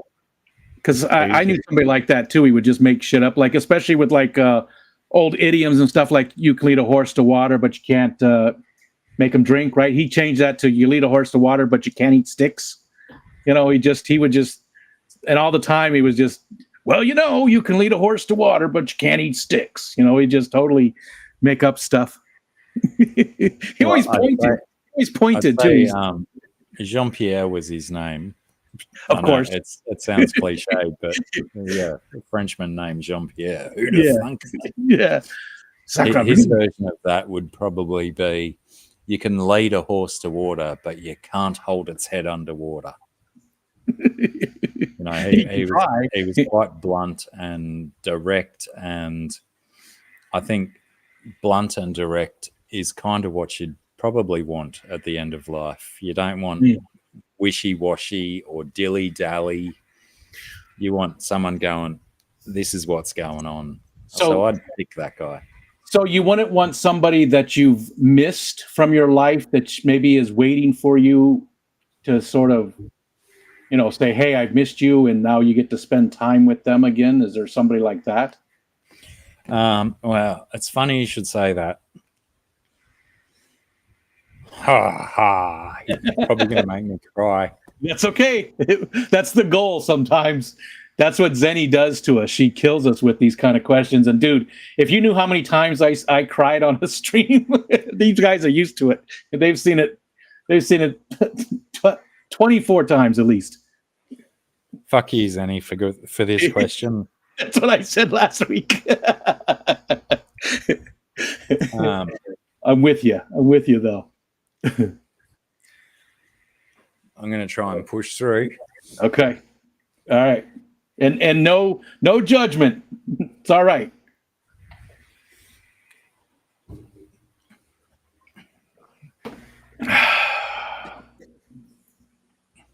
an uncle of my ex-wife died last night.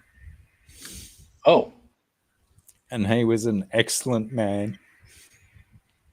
I loved him a lot, and he's gone. So him. yeah, that's a tough question. We had another friend who just What was the question again? lost Did their. I answer it right? No, you did. You did.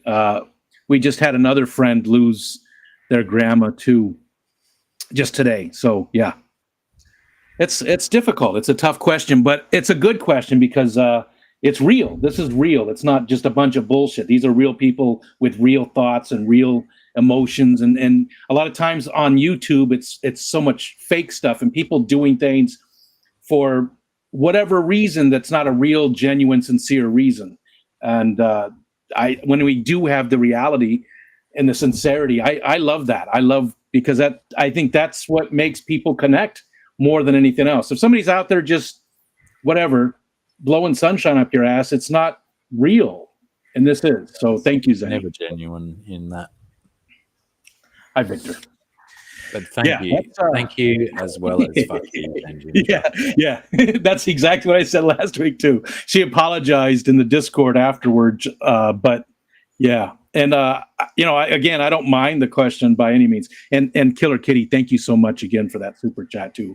I just got down to that.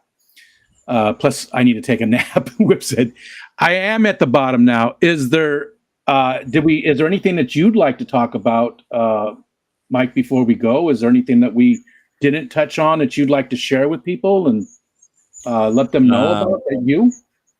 Go and find Scunge Princess on Instagram and get into her artwork. Did somebody post it? Possibly, but I was going to say someone type it into the chat so that they understand the spelling. I've still got fucking tears down my nose. Yeah. I'll blame you forever, Zenny. Zenny says, "You're welcome and back at you, Mikey." Both of them, thank you. And the fuck you. You're fucking me as well, Zenny. What did I do to deserve that? She got it. Hey, Kenny. What's up, Kenny? G'day, Kenny. Zenny did drop that link, and I just went to look at it. Hey, Sickless23, hello. He's taken off. He's probably here the whole time. That is the bad thing about not looking at the chat for the first hour is we miss saying hi to a lot of people. But most people I don't mind it. I think that's a good system. They understand. They know what to expect, and the mods are really good about letting people know, hey, they can't even see the chat right now. They're really good about it. So again, we've been doing this for January. I think will be 3 years of doing these. I think maybe it's only 2. I don't know. I lose track. That's a good system. But so people know what to expect. And real quick before we go, Carl, hang on. You haven't let me finish my bloody things that I want to promote. Oh, I'm sorry. Yeah, we did Instagram for Scunge Princess. What else? Her website isn't live yet, but it will be, fingers crossed, before we go to the expo in early December. It will be scungeprincess.com. And you can check out my Instagram that if you want to see the snake video at Blackity66, BLACKITY66 on Instagram. I say Blackity because that's the noise that black makes. And of course, my YouTube channel, Dr. Black66 at YouTube. Well, no, that's not how YouTube goes, is it? I did notice that in your description you put the silly name for my YouTube channel because I do have the one that is Dr. Black66. Did I put the wrong one in there? I mean, it's still the same one, but I do have the one with the name as my title. Check out my YouTube channel. There's some pretty dodgy, shitty videos on that YouTube channel that you might want to look at. There's that advertising skill coming out right there. Dodgy and shitty videos. That's we went to school for that, people. Yeah, real I quick. learned how to say my products are quite rubbish. Matt- New show coming out on that channel very soon once we get enough suggestions in from the crowd. So feel free to input suggestions of topics that you want to hear myself and Corvus and Z-Beam talk about. drblack66@gmail.com. If you want to hear us rubbish on for an hour or so about a particular topic, email me, and the show will air soon on Dr. Black 66 YouTube channel. The show will be called, pause for dramatic effect, that's advertising skills again. The show's called Don't Say It, but we're going to say it. It's irony. Irony, you get it? Matt did say that you and Scungy are on fishfam.link, so everybody can go there and find all of the Instagram and Facebook or whatever. I didn't go look, but there's a link right there. We'll go look at it real quick and see what's for yours, see what's listed. There's your recent content, and it's got your YouTube, your Instagram, and I think that's it. The Facebook one needs to be on there too. And what I'd like to challenge people. Can I challenge people at the end of this show? Sure, maybe. Say it. One of my videos is my most watched video. But what I'd like to do is challenge people to go and make one of my other videos more watched. There you go. Has anyone ever done that on your channel before? No. Nobody's been so The blatant. difference is only about 15,000 views or so. So 15,000. I think we can do it. I think we can achieve it. I have one video, I think, that did more than 15. It was a short. Most of mine get I'm lucky if I get a few hundred, but the shorts do well, but nothing else. Man, even my most watched video, and I still to this day get comments in the comments that are explained in the narration of the video, and people are still commenting about it. So it's like, yeah, they stayed for the first 30 seconds and then skipped to the end. Yeah, it drives me crazy because I have people do the same thing. Like I'll just do a video of a tank. I had one person say that tank is grossly overstocked. It was my African dwarf frog tank, and they're like, "You got to have this, this, this, and this." And I'm like, you didn't even know what. I never said what size the tank was. The tank was twice the size they said I had to have. Everything I had was twice what they said I needed. But they're giving me all this advice that they don't even have all the. It drives me crazy. Yeah. Which one is your most famous? What are your most popular? Let's go look at your YouTube channel. Let's look at it. My most popular video is my under gravel filter video. Popular. Here we go. Blackie's custom under gravel filter. 30K views 4 years ago. 30. It's gone over 30. Wow. Yeah. It's been a long time since I've checked it. Black Shark Move, a whopper of a fishtail, is 13K. So only 17,000 views required. I think they could do that tonight. I think they could handle it tonight. Thirsty Rabbit. Did you know him? Yeah. What happened to him? I think life. Yeah, he was Life great. got in the way. He never failed to make me laugh. He had such a good fish room as well. But yeah, I haven't spoken. I spoke to him, I think Christmas last year. I think we had a little bit of a message backwards and forwards, but I don't think I've spoken to him since. But yeah, he's, like everyone, he's had his personal issues and whatnot, and yeah, fingers crossed we'll see him back making videos again. Always liked him. Yeah, okay. It's always good value.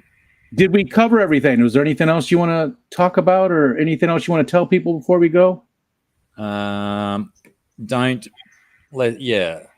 humans, don't be racist, don't be prejudiced, just be bloody decent. people to each other. Don't be elitists. Don't be all those bad things. Just be decent.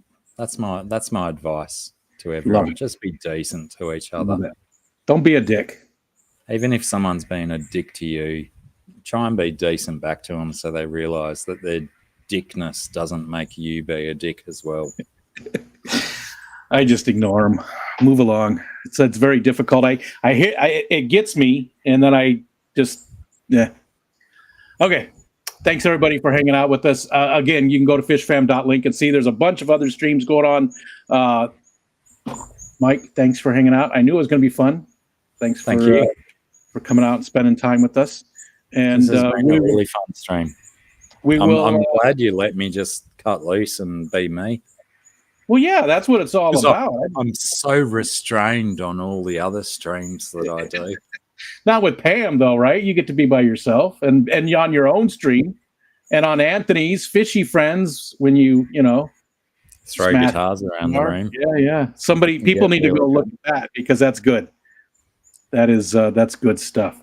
I'm so glad that none of your mods had the timestamp for that. But I guarantee people are going to go and find it. But yeah, it was on Anthony's Fishy Friends.